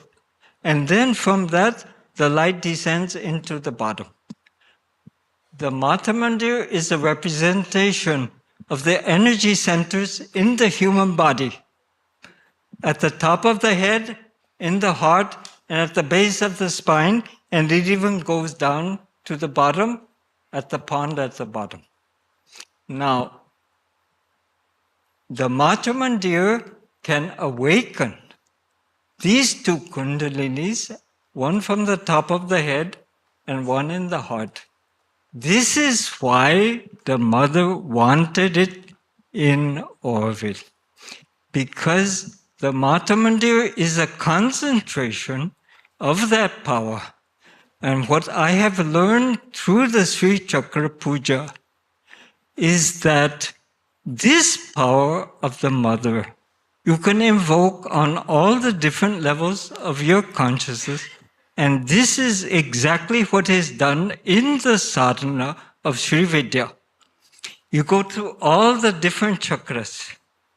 So, Amrit, and the presence is invoked. So, now, I will say one. Oh, sorry. No. This is really very fascinating. We're running out of time. But I thank you so much, Kishori Ma, Rameshi, and Amrit. Very hard to stop you to hear our beautiful teaching, everybody. It was very hard to stop you. I would say it's a pity. But thanks, Luca, for the session. There is democracy here. I think I just want to end in the way, thank you, Amrit, for all three of you to give us the context of what the diagram is and the space and the meaning of it. And for Amrit to bring in the integration and the relationship of it. I think today I'm able to appreciate better the concept of Auroville, Matra Mandir, and the practice.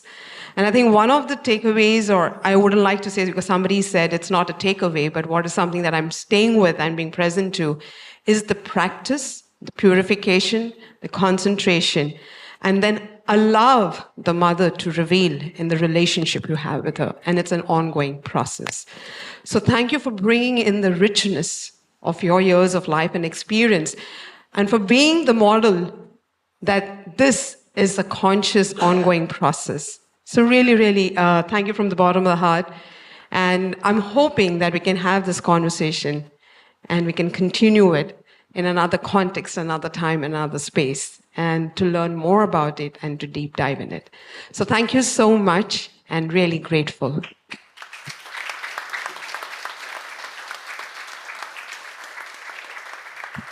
We now move on to the next session. The session is that of the body and the mind. And this is what I think, taking on from where Amritji mentioned about the integration part of it, right? Inviting Dr. Nilesh Korde. Thank you, Soham. Ishwarya Chaitanya, she's a yoga teacher, and facilitated by Matashri Smriti Adinarayan of the Anadi.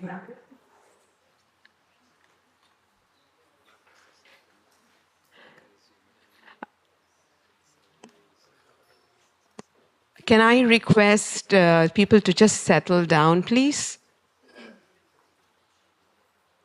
Madhuji, I really have to continue with the session. Sorry about that. So,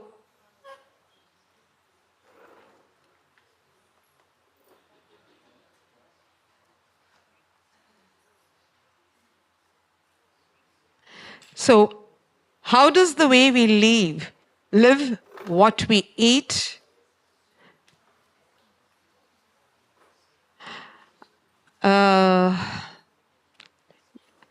out of due respect to the people who are already under the dais, can I really request for the conversations to happen outside of the space, please?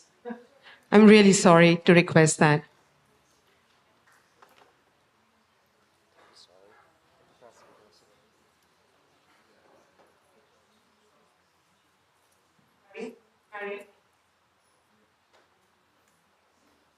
Sorry about that, but I think we need to focus on this session and on the topic. I really understand that that has evoked a lot of questions, and time can always be short, right? There is a sense of time, there is a sense of timelessness, but there is a physical reality here. And the physical reality is very interesting, right? The body and the mind. So, how does the way we live, we eat, how we move this body, the emotions we experience, the work we do, affect our spiritual life?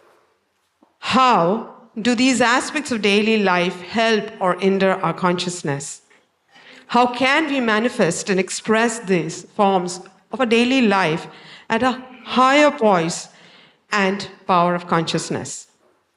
What steps can we take towards realizing the divine life upon the earth?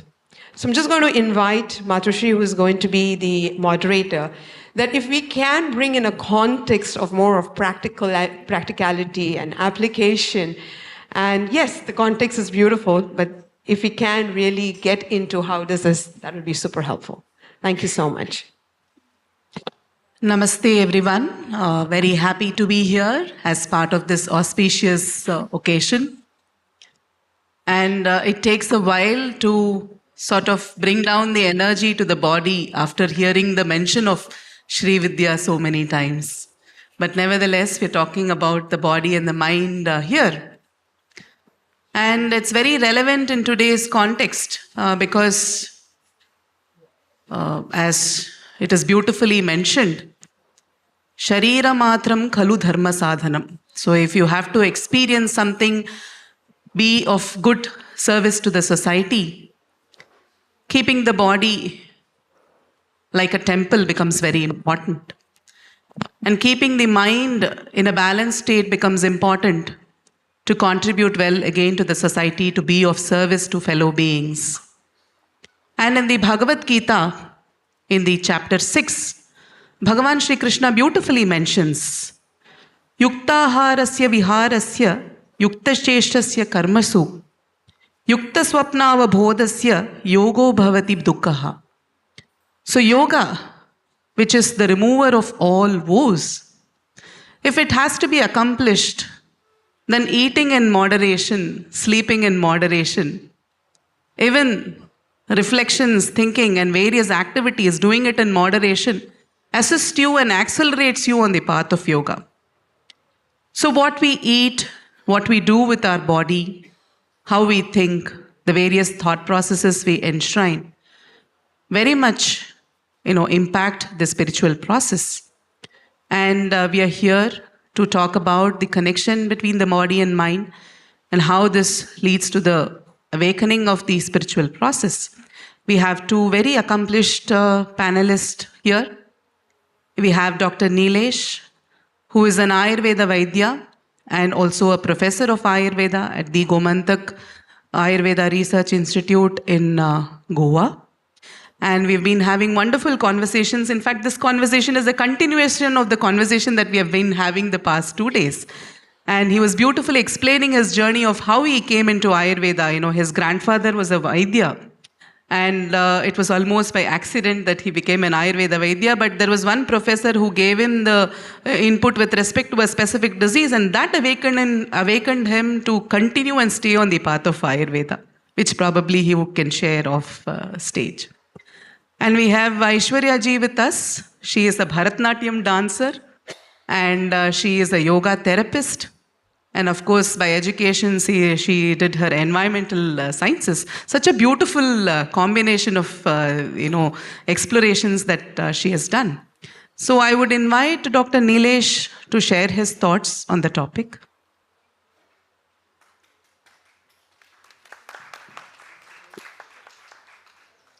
Thank you very much. I will start with a small prayer to my Guru and then go on.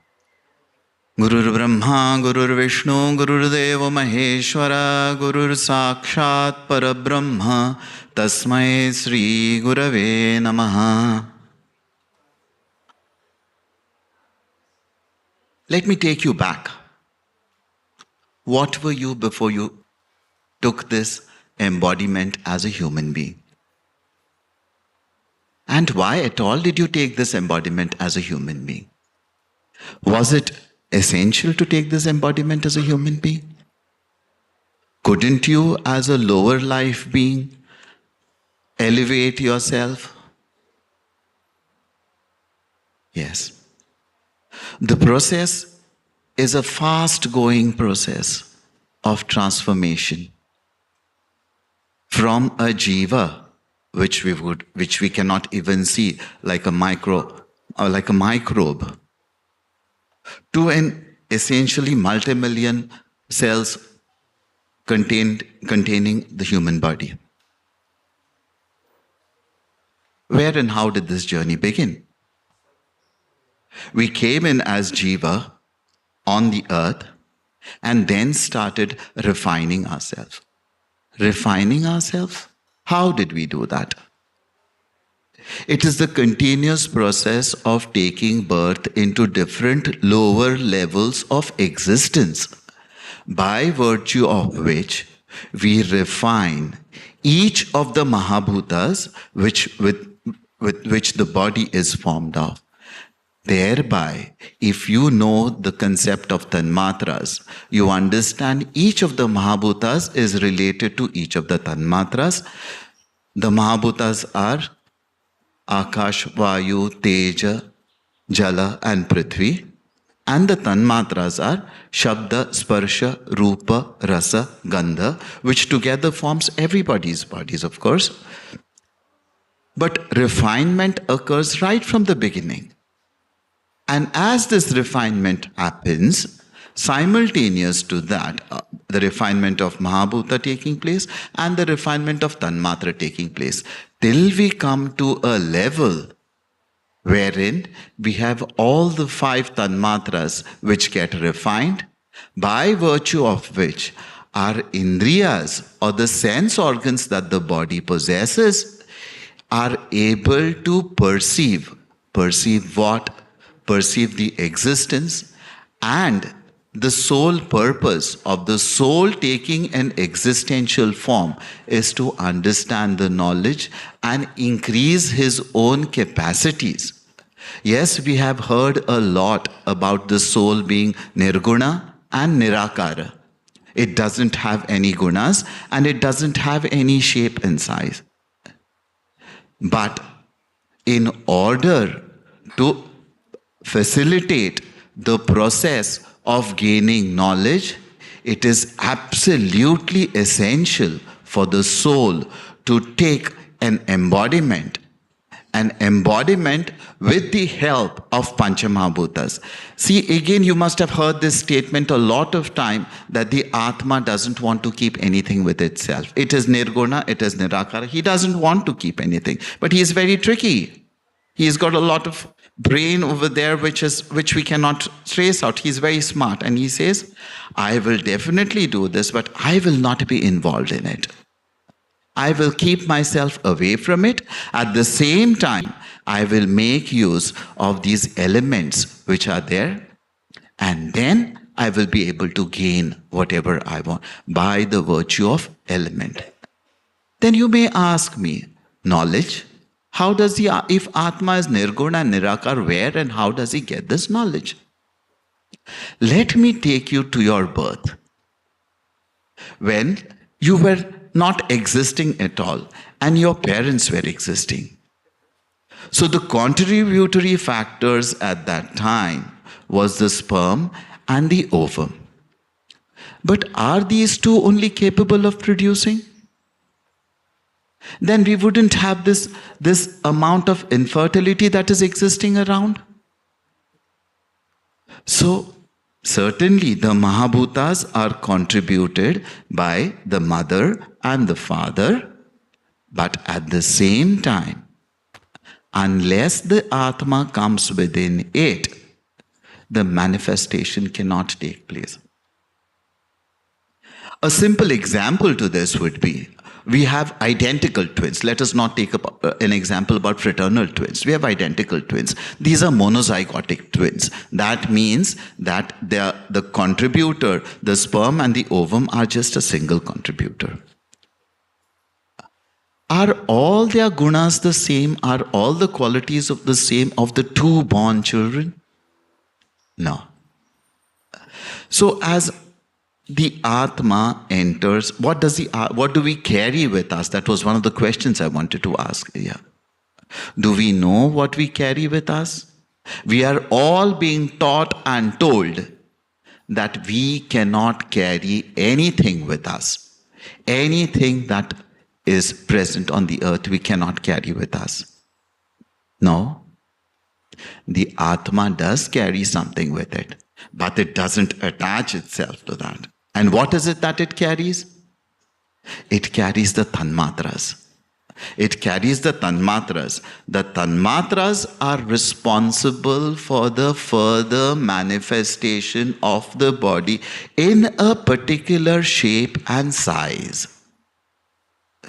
So when the Mahabhutas are contributed by the mother and the father, it is the role of the Atma to enter inside. And what is the marga, or what is the route, or what is the medium via which the Atma enters inside? It is the manas. It is the route of the manas through which the Atma from the top has the ability to enter inside. And why the route of manas? Atma doesn't have its own qualities. So if it wants the substance to grow in that, it must have the three gunas, the sattva, the rajas and the tamas, which we heard about in the speech earlier. And if it is essential for the Atma, why the sattva, the rajas and the tamas only? We need to understand the gunas slightly.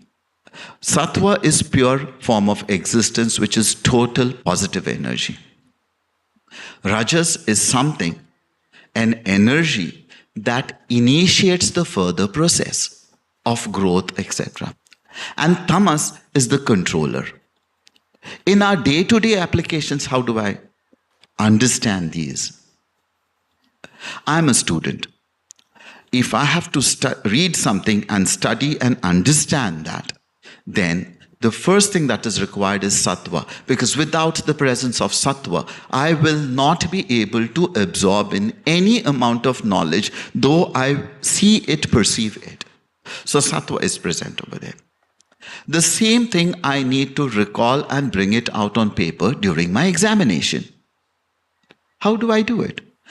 Now the knowledge is all there with sattva, but if it needs to flow out, it needs someone to initiate it. And that is the power of rajas, is to initiate the process of expending out the knowledge through your pen onto the paper. Your examination question paper has got 5 questions in that. If you've been given 3 hours and you're supposed to complete the paper, and if you continuously, because you have the quantum of knowledge, keep on writing one answer, you do not pass into the examination. So there needs a point to come wherein you will have to understand that I need to stop here and start the next question. That is where the tamas follows in. And it stops you and says, okay, this is done, this is finite, we stop over here and do it. The same thing, let us apply it in our day-to-day basis. Yeah? I have to wake up tomorrow morning at 5 o'clock. 3 types of personalities we see. One who's sattva pradhana, or whose concentration of sattva is more. What does he do? He sleeps at 10 o'clock and wakes up at 5 o'clock. The one who has got rajas more in him, what is he going to do? Every hour he wakes up saying, is it 5 o'clock? No. Is it 5 o'clock? No. Is it? So this keeps repeatedly. And the one in whom the tamoguna is predominant, he will set an alarm. Once the alarm rings, he's going to shut the alarm and go to sleep further. This is the application of sattva, rajas and tamas. So the Atma requires all these things because the process of initiation of cell division has to take place. At the same time, somebody needs to control the division of cells, and that is where rajas and tamas are taken into account. So Atma, along with via the medium of manas, enters inside the conjugate of the Shiva and Shakti, or sperm and ovum, and then it puts in what it has carried along with the Panchatanmatras, the subtle forms of the Mahabhutas. And these subtle forms of Mahabhutas, once they enter along with the Atma, take charge and say, I want this much amount of Prithvi, I want this much amount of Aap, Teja, Vayu and Akash to be present into my body, so that my body has the ability to develop further. This entire process takes place when we are not aware. We are not aware because expression of manas and buddhi doesn't take place at that subtle level, or we are not able to understand it at that subtle level because we are not refined enough as such. So basically we need to understand from this point that tomorrow when you pass on to take up a new embodiment, you must be conscious enough is whether I have refined my subtleties, have I refined my tanmatras, which I will be carrying further, which will be forming the base for my next lifetime. This is the occurrence, or this is how the body is formed on a normal basis. Yeah. So. Thank you so much, Dr. Leelesh, for bringing in the context of Sattva, Rajas and Tamas. In fact, the Bhagavad Gita, the chapter 17 and a little bit of 18 is dedicated to the Sattva, Rajas and Tamas. And it gives a practical aspect of how to lead our lives. Even if you're doing charity, how to look at dana in terms of Sattva, Rajas and Tamas. If you are gathering knowledge, how to look at it through the lens of Sattva, Rajas and Tamas.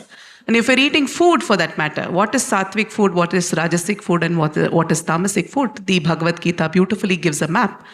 And that leads to a transformation of the body, mind, and intellect, eventually leading to a higher or enhanced spiritual process. And I have a few questions for you. Maybe we'll take it a little later. I invite Aishwarya ji to share her thoughts on this topic. Thank you, Smriti ji.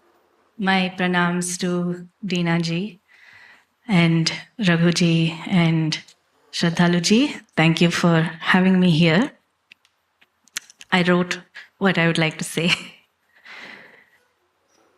When I arrived in Aurobindo and entered the guest house, I was given the room named Peace. In the words of the mother, no matter what one wants to realize, one must begin by establishing this perfect and immutable peace. It is the basis from which one must work. How did the mother know what I was looking for? I guess that is why she is the mother. What is this peace? What does it look like? We have glimpses of peace every now and then, where the mind is subdued and remains still.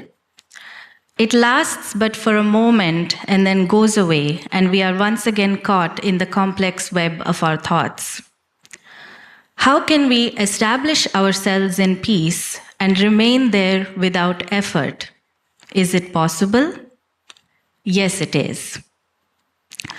Though I did not know the mother, her presence and love transcends time, and she is a guiding light who is still working to touch many souls.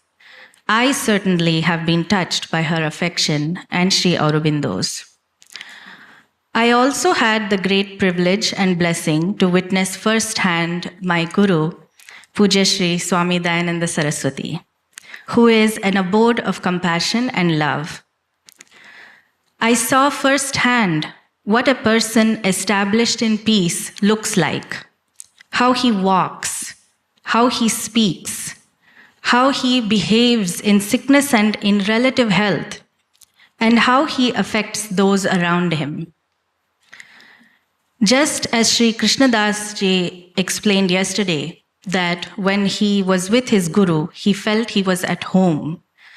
Similarly, when one came in contact with Swami Dayananda, all of one's worries, fears, and negative emotions vanished without a trace. You were filled with energy and enthusiasm at heights you never thought possible. There was nothing left but unbridled joy in one's heart. Swamiji gave so much love and accepted you totally and never asked you to change a thing about yourself. Changes would take place on their own. Being with him was being in abundance of every kind. Abundance of love, abundance of joy, and abundance of great food. And when it was time to go back home, separation from Swamiji felt like how a newborn must feel when coming out of the mother's womb. Intolerable. So my entire spiritual journey became trying to reconnect with that state of being where there was nothing but love, joy, and acceptance, which I felt when I was around Swamiji. As a classical dancer and yoga practitioner, a certain amount of physical discipline and mental restraint is already a part of one's life. The way we conduct our life when we have a practice, a discipline such as dance, martial arts, sports, yoga, or some type of upasana already regulates our physical fitness, health, and vitality, as well as a certain amount of emotional well-being and the strength to withstand difficult situations. Dance is an expression of joy, and yoga brings about a sense of peace and calm. The practice innately takes care of this. And if it doesn't, it could be due to improper guidance or our own lack of self-acceptance. Finding a proper teacher who has gone through the rigor of traditional training and maintains the purity of it is difficult in itself. Added to that, when we lack self-acceptance, self-love, we are unable to fully commit ourselves to our sadhana and wallow in self-judgment. We are helpless in our sense of inadequacy and spend much of our energies in search of external validation and blame the world for our sense of lack. There is a fine line between self-deprecation and self-motivation. How does one, in the depths of despair and agony, cross the line of the darkness of one to the light of the other?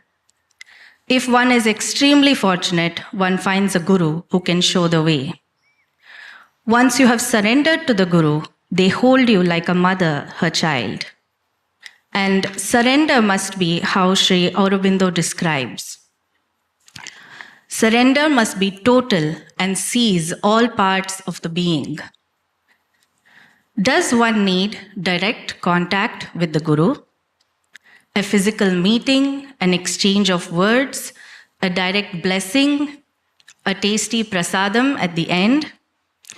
All these are wonderful, of course, and extremely uplifting and leave an indelible mark. But what if you have not come across a person who makes you feel like you are at home? What happens when the guru has left the physical body and you are unable to have their darshan? If the guru exists only in form and name, that means they exist in space and time. That means the guru is not eternal. If the guru is so bound, then he is not a manifestation of truth and will not be able to help you cross this ocean of samsara. As Dr. Dean Radin's experiment pointed out on the first day, the healing energies of the healing practitioner worked on the patient even when he was not present, and a recording was sufficient to give the same results. This goes to show that love, healing, and knowledge are eternal and ever accessible to those who seek it. All you need to do is want it.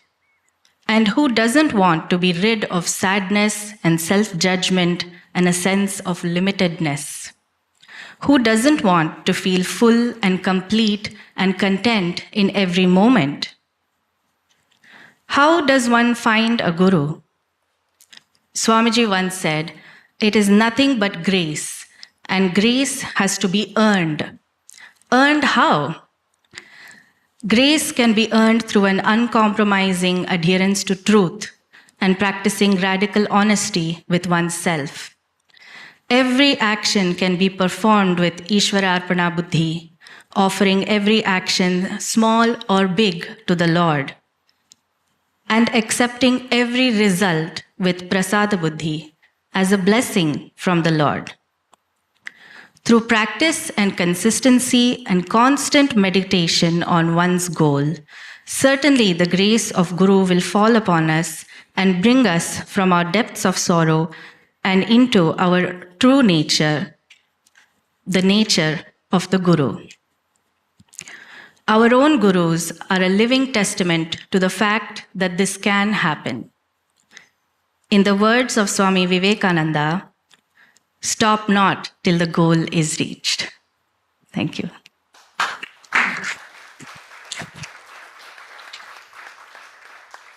Thank you, Aishwarya ji, for bringing out how your own sadhana in terms of dance and yoga bring a certain discipline of the body and mind, and then which eventually leads you to connect more with your guru in that sense. While talking about the body and mind, I'm reminded of an incident. I had a yoga therapist friend, and he was treating a woman for a pain in the knees. Then no matter how much of therapy he would give, the pain wouldn't go. Daily asanas, pavana mukta asana, and all these practices.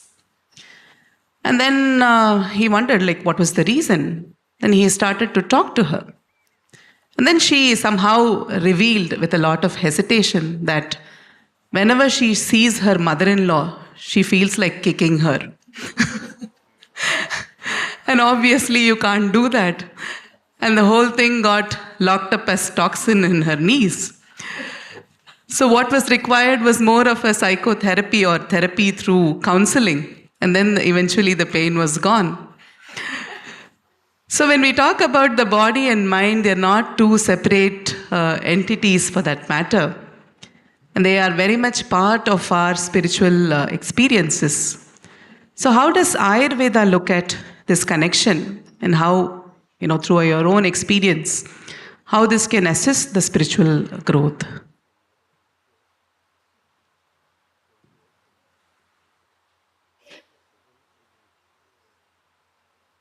Ayurveda, more than a medicine, is a spiritual science of how you maintain your body so that you achieve a higher state, or you elevate yourself spiritually.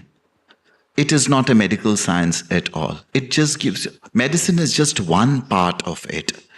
Majorly how you lead your life so that You maintain a body over a prolonged period of time so that in this lifetime you are able to cross from point 1 to point A to point B and then prepare yourself for the next embodiment.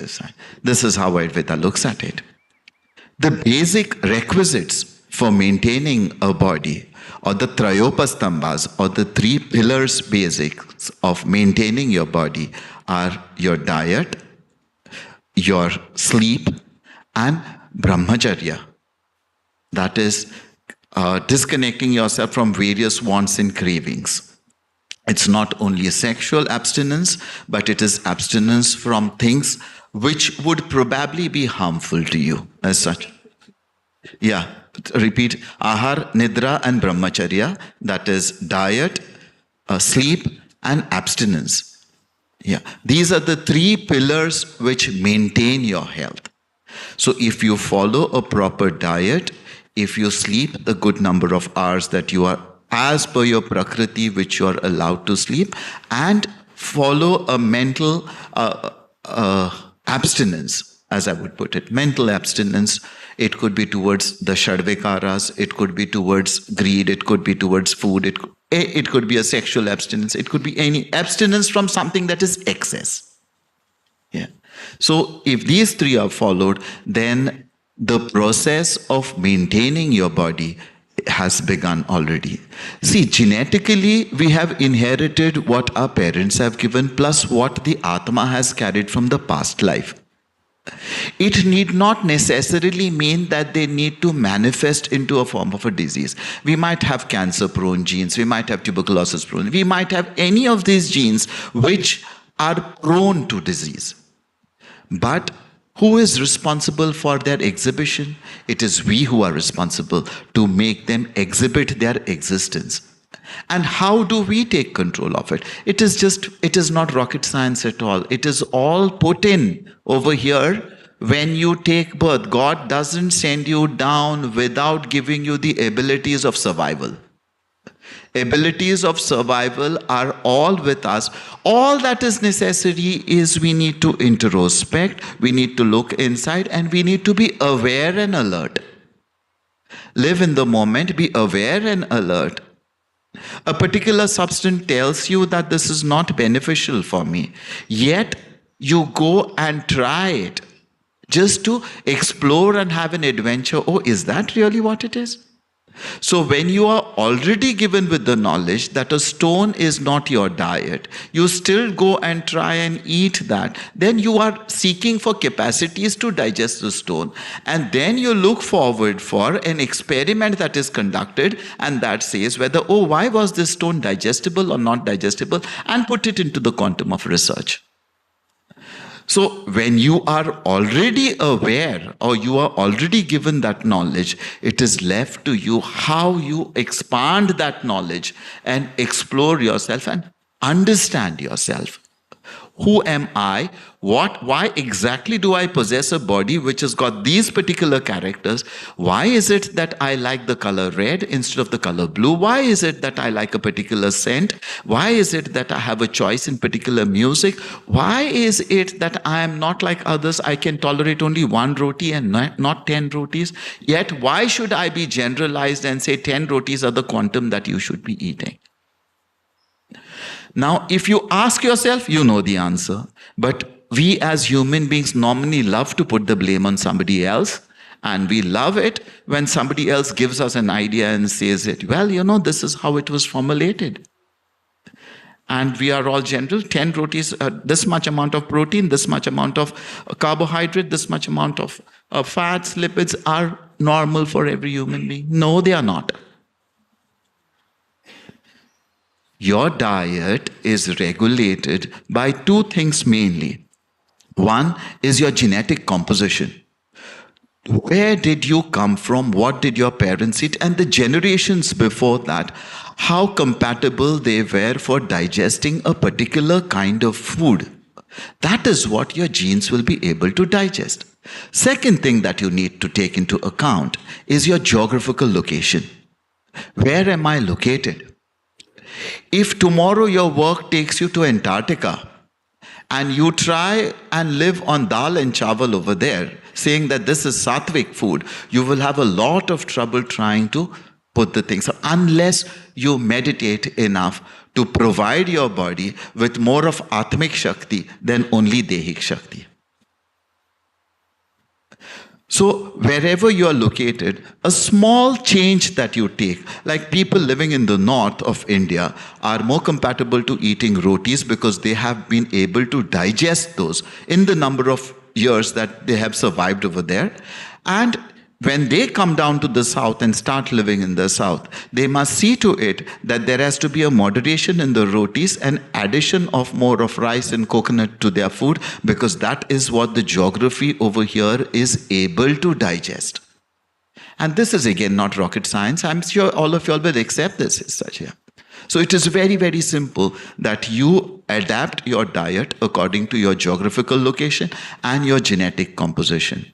When it comes to sleep, a kapha pradhan prakriti, or person who's got a prakriti of kapha, always takes more sleep when he doesn't require more sleep, whereas more amount of sleep is essential for a vata pradhan person, so that he has a body which is lean, wiry, and needs a little more rest, because the wind energy in him is very high.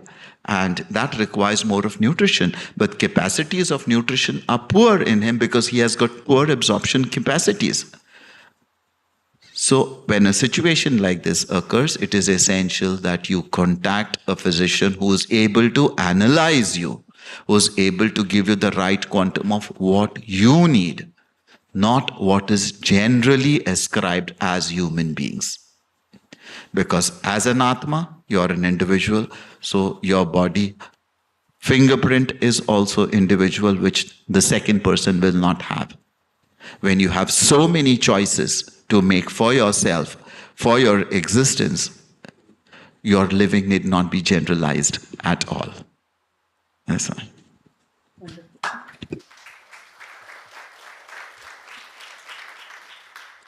Thank you so much for bringing in the genetic context and the epigenetic context as well, because now a lot of research is happening in the epigenetic area, where genetic talks about you having specific genes for various diseases or health as such.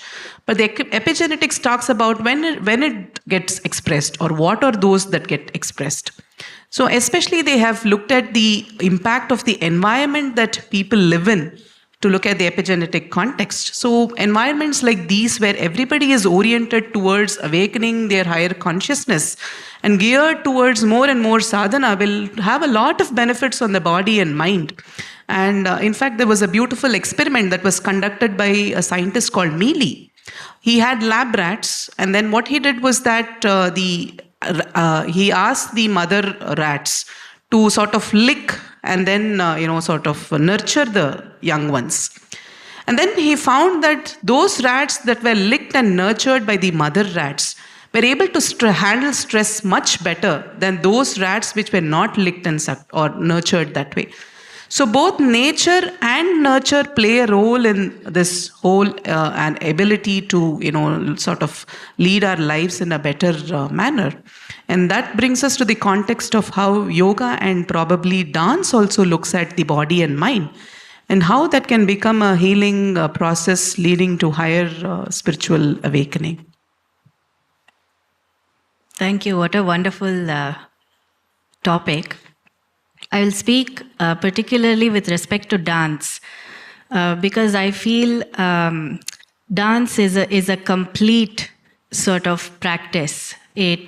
It addresses all the physical kind of concerns. You don't find a dancer or a yoga practitioner falling sick very often.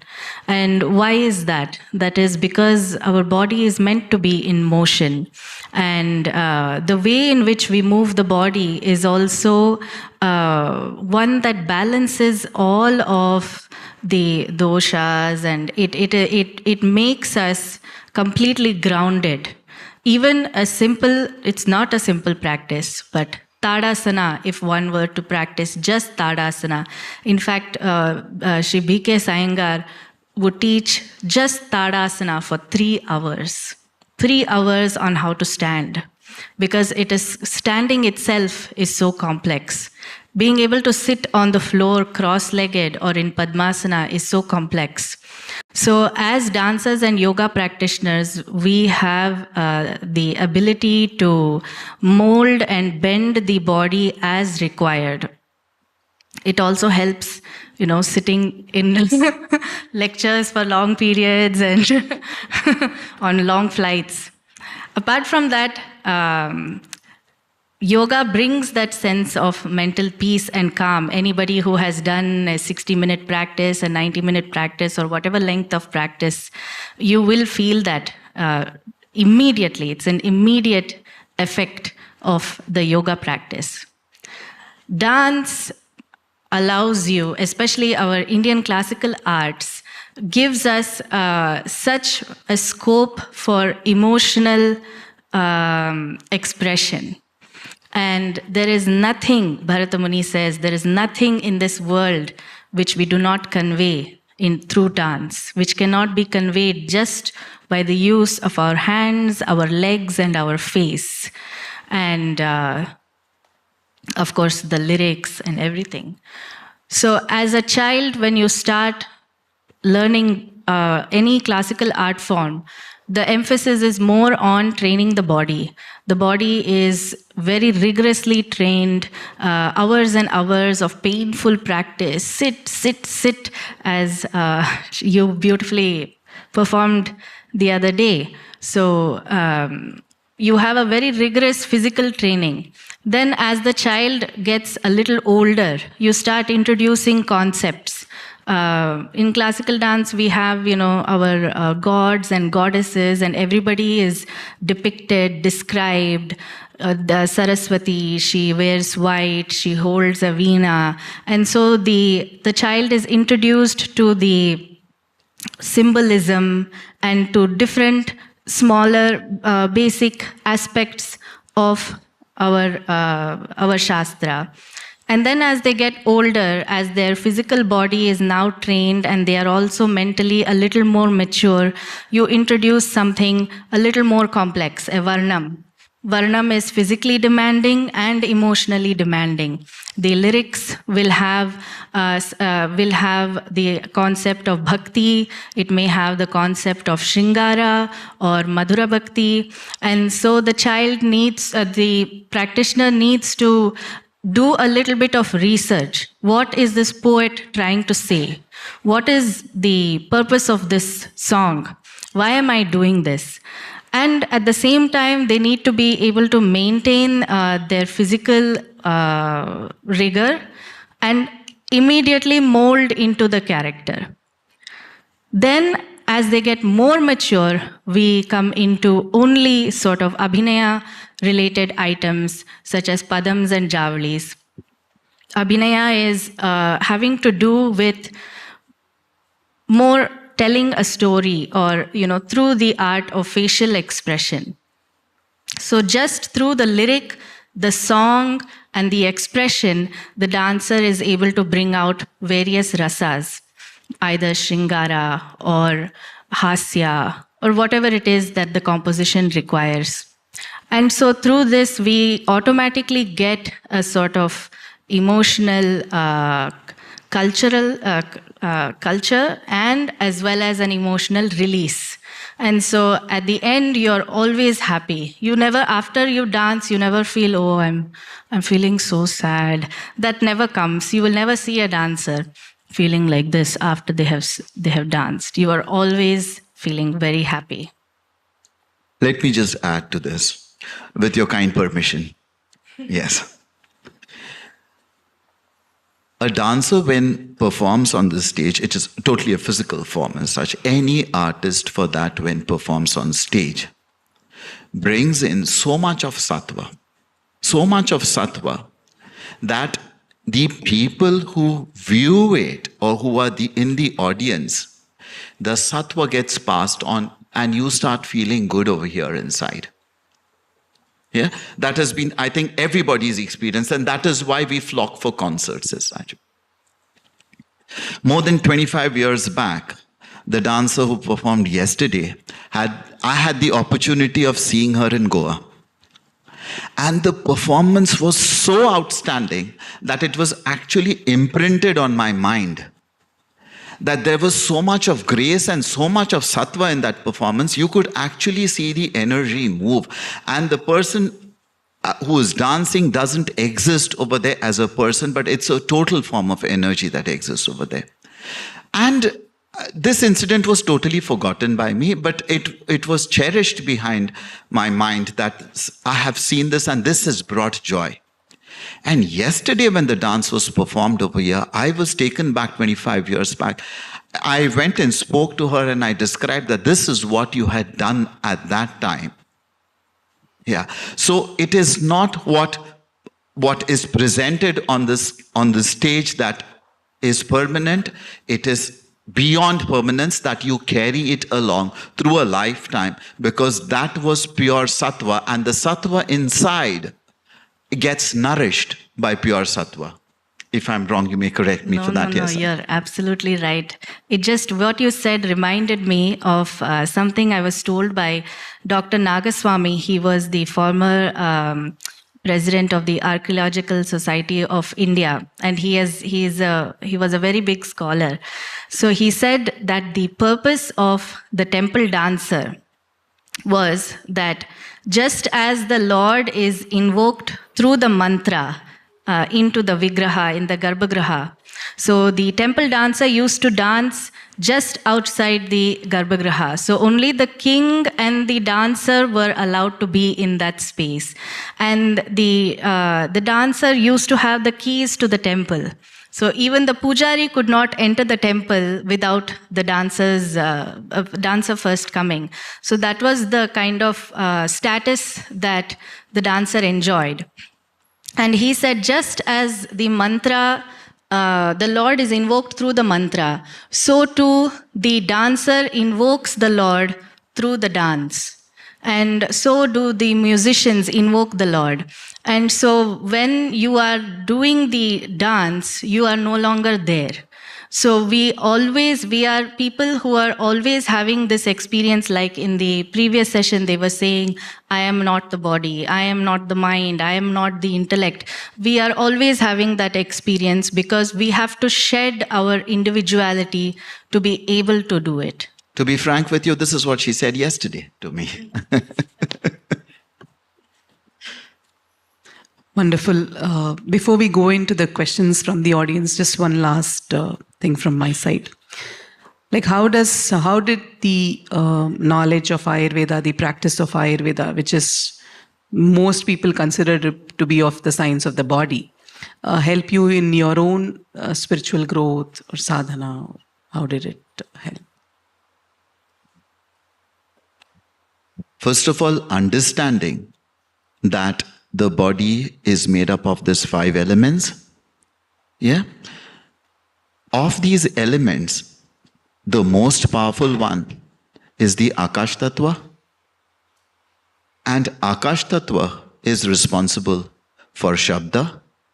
And through Akash Tattva, you can alter the entire existence physically behind. So it is not only medicine, it is not only food, but it is also the vibrations that you create for yourself. Chanting something is responsible for maintaining your body. Number 1. Point number 2 is it allows you to choose what you eat and what you don't eat. And if you eat wrong, how much wrong you can eat as well. I'm not the strict kind that there is no meat allowed, there's no wine allowed. There is nothing as a strict, rigid formula. But there is a measure for that. So doing things in measure, which allows the body to enjoy, which is why we are all born over here, not to sacrifice or not to create a sacrificial account of ourselves as how many sacrifices that is around that I have been able to enjoy. So that brings your balance to know that you are a human being on a journey which is constantly going to be improving your sense organs, on a journey which is constantly going to which as you come into a higher level of existence when you take your birth again. Now you will ask me, how do you account for that higher level of existence and what is all this about? Yes. How many million people on this earth? How many present within this over here?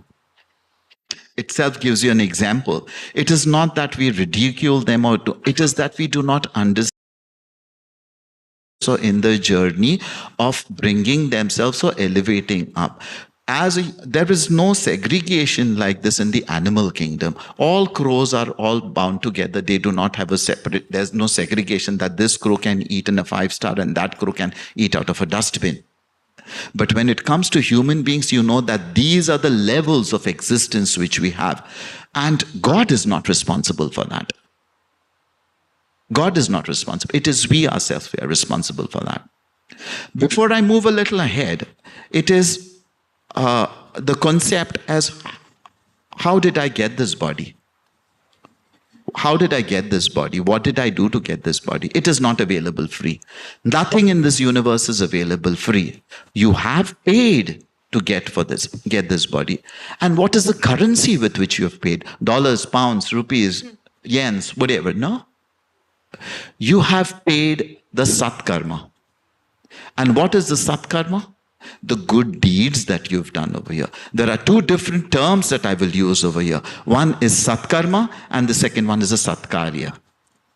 Satkarya involves an activity like the Aurobindo, wherein everybody is conditioned to work towards betterment of humanity. And satkarma is something that you do to respect yourself and the others around you, do something good for yourself. The first of the satkarmas that come to be accounted for, which comes as a store, is prapanchik satkarma, in that what you eat first. So what you eat first goes to your annamaya kosh. From your annamaya kosh, the stimulus is sent to the pranamaya kosh, that I have eaten this for the survival of the prana. From the pranamaya kosh, the stimulus is sent back to manomaya kosh. And from the manomaya kosh, it says, yes, I feel good here. And then I give blessings to the same annamaya kosh back again, that you have been able to sustain me within. That is the primary satkarma. This is how subtle eating is. That at the end of your meal, he should feel satisfied here. The satisfaction needs to be transferred here. From here, this one needs to understand that this one is satisfied and this one. And then that good deed of eating. Eating is not a simple process. It is extremely, extremely subtle, because that is what is going to give tissues which will be formed further in your body. And to the next generation, because with that you create your shukra, with that you create your reproductive tissue, which starts its exhibition after 15 years of existing within the body. It doesn't form immediately. It takes a while to know what you have eaten, nurtured, and out of that, the genome that you will be transferring to the next generation gets formed then. So it is extremely, extremely important for us to be vigilant of what I give my child. This is what Ayurveda gave me. And without understanding existence, there is no spirituality, is what I consider. If this doesn't exist, there is no spirituality at all. So the focus must be primarily on this. If this is focused for, this gets focused, and if this gets focused, this gets focused. That is Annamaya, Pranamaya, Manomaya. Vijnanmaya and Anandmaya koshas are supta. They become Jagrat when everything comes into a balance. That is when your spirituality starts getting revealed. And spirituality doesn't mean that you start wearing a certain form of garbs, you have horns or a tail developed, or an accessory that is developed physically. It means that by virtue of your physical existence, you are able to influence another living being. I'm not talking only of a human being. I'm talking of another living being who will be in, it could be a cat, a dog, a plant, who gets enhanced because you transmit the energy. Watering a plant or feeding an animal or feeding birds or saying hello to someone on the street or touching somebody else. These are small examples by virtue of which we can make a difference into somebody else's life in the life form.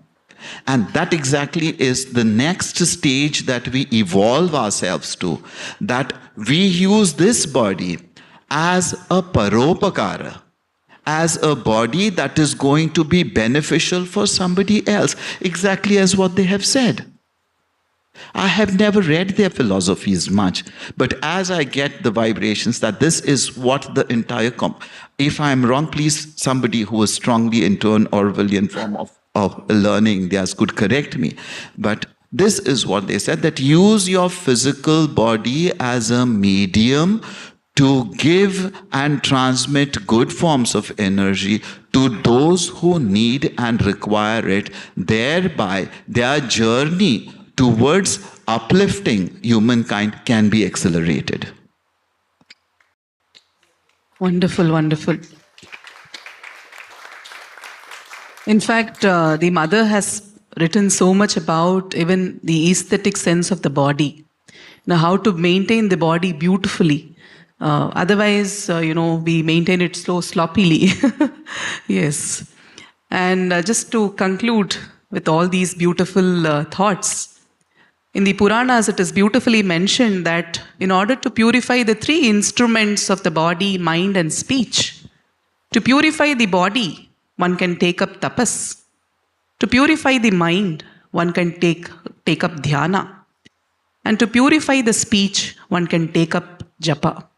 So these beautiful methodologies are available to purify the instruments so that one can experience deeper states of spirituality and consciousness. Thank you so much. And do we have time for the question? Okay. The lady at the back, and then I'll come to you.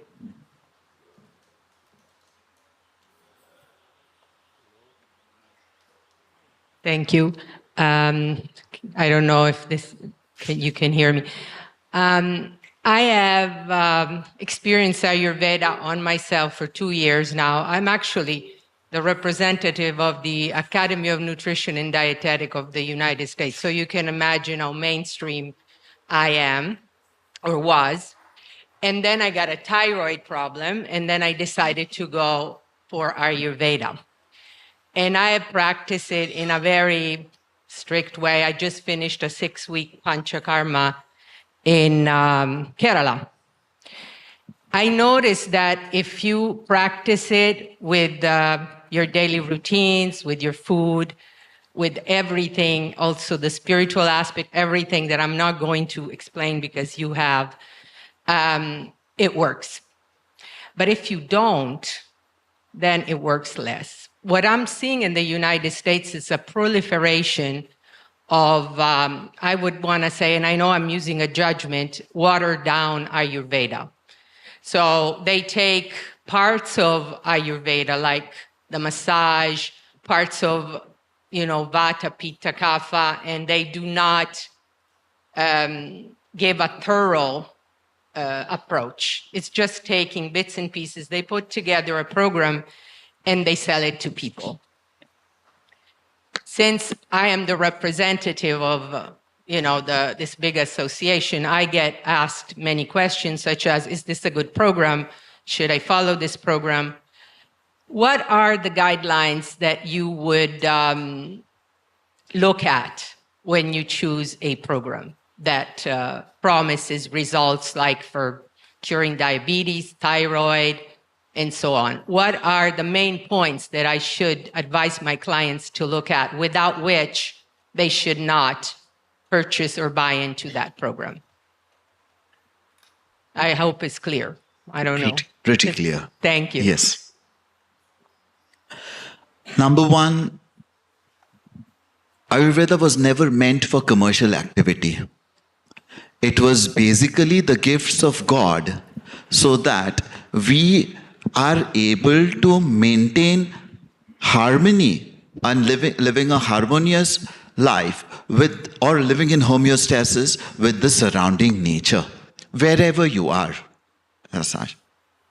Point number 2 is a disease does not necessarily manifest itself or is diagnosed as per the modern science as such. The disease necessarily needs to be understood from the Ayurveda perspective. And there are many times that the disease doesn't have a name. A name hasn't been given as a particular disorder in Ayurveda. So if we look for a comparative, that diabetes mellitus and prameha, I would be absolutely wrong with that as such.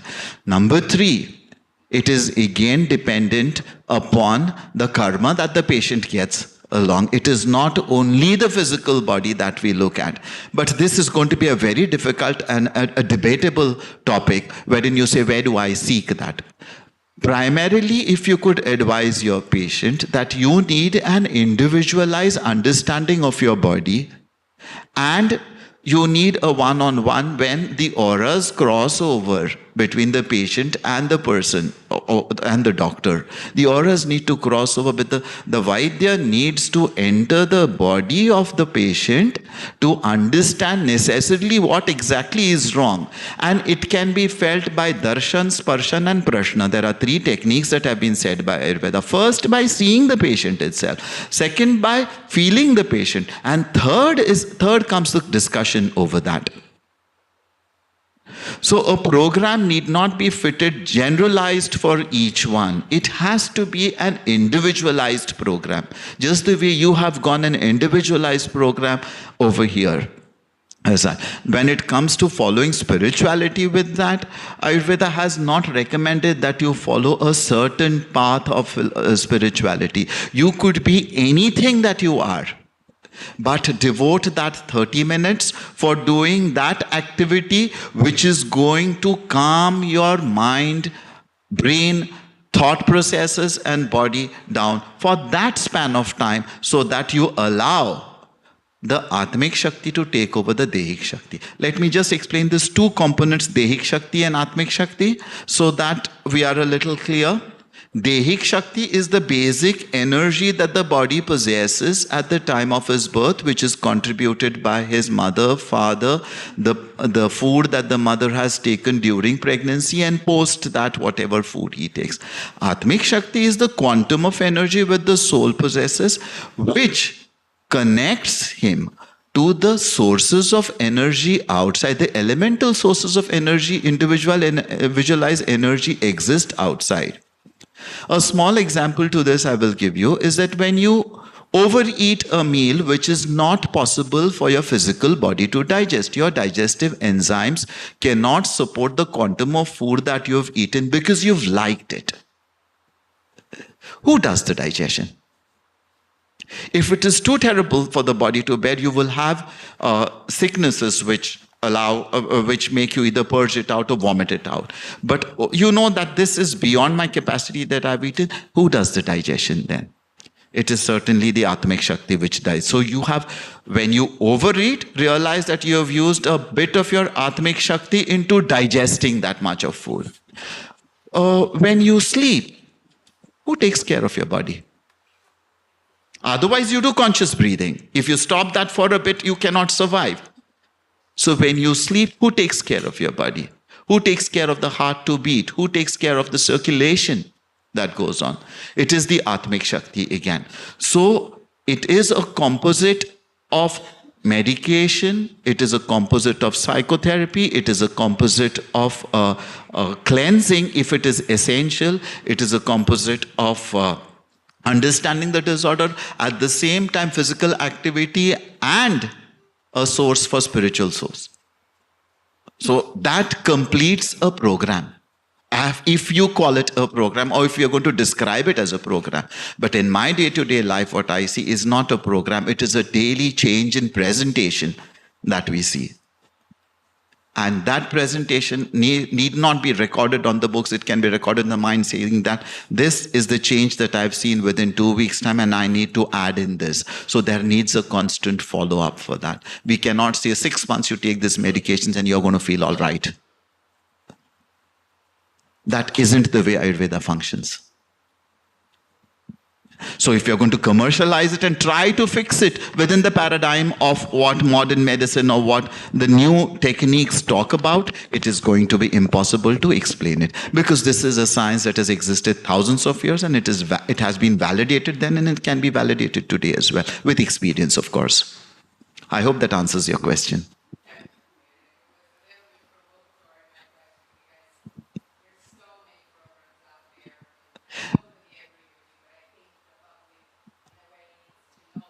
Yeah, so this could be the initial phase wherein the public gets introduced to it. I don't consider them wrong. I say that is the phase wherein the public gets introduced to it. If the public gets interested more into that, then it draws them towards that, and it slowly draws them towards spirituality from there. So it is not, nothing is wrong in that.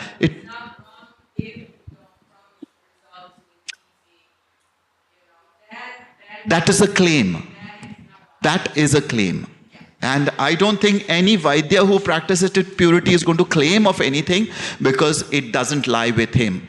The results are not seen as just the effect of medicine, but it is a result of a composite structure. That is the alignment of stars, the universal energy, the karma of the patient, the healing prowess of the doctor. There are so many factors that are responsible for showing one cure.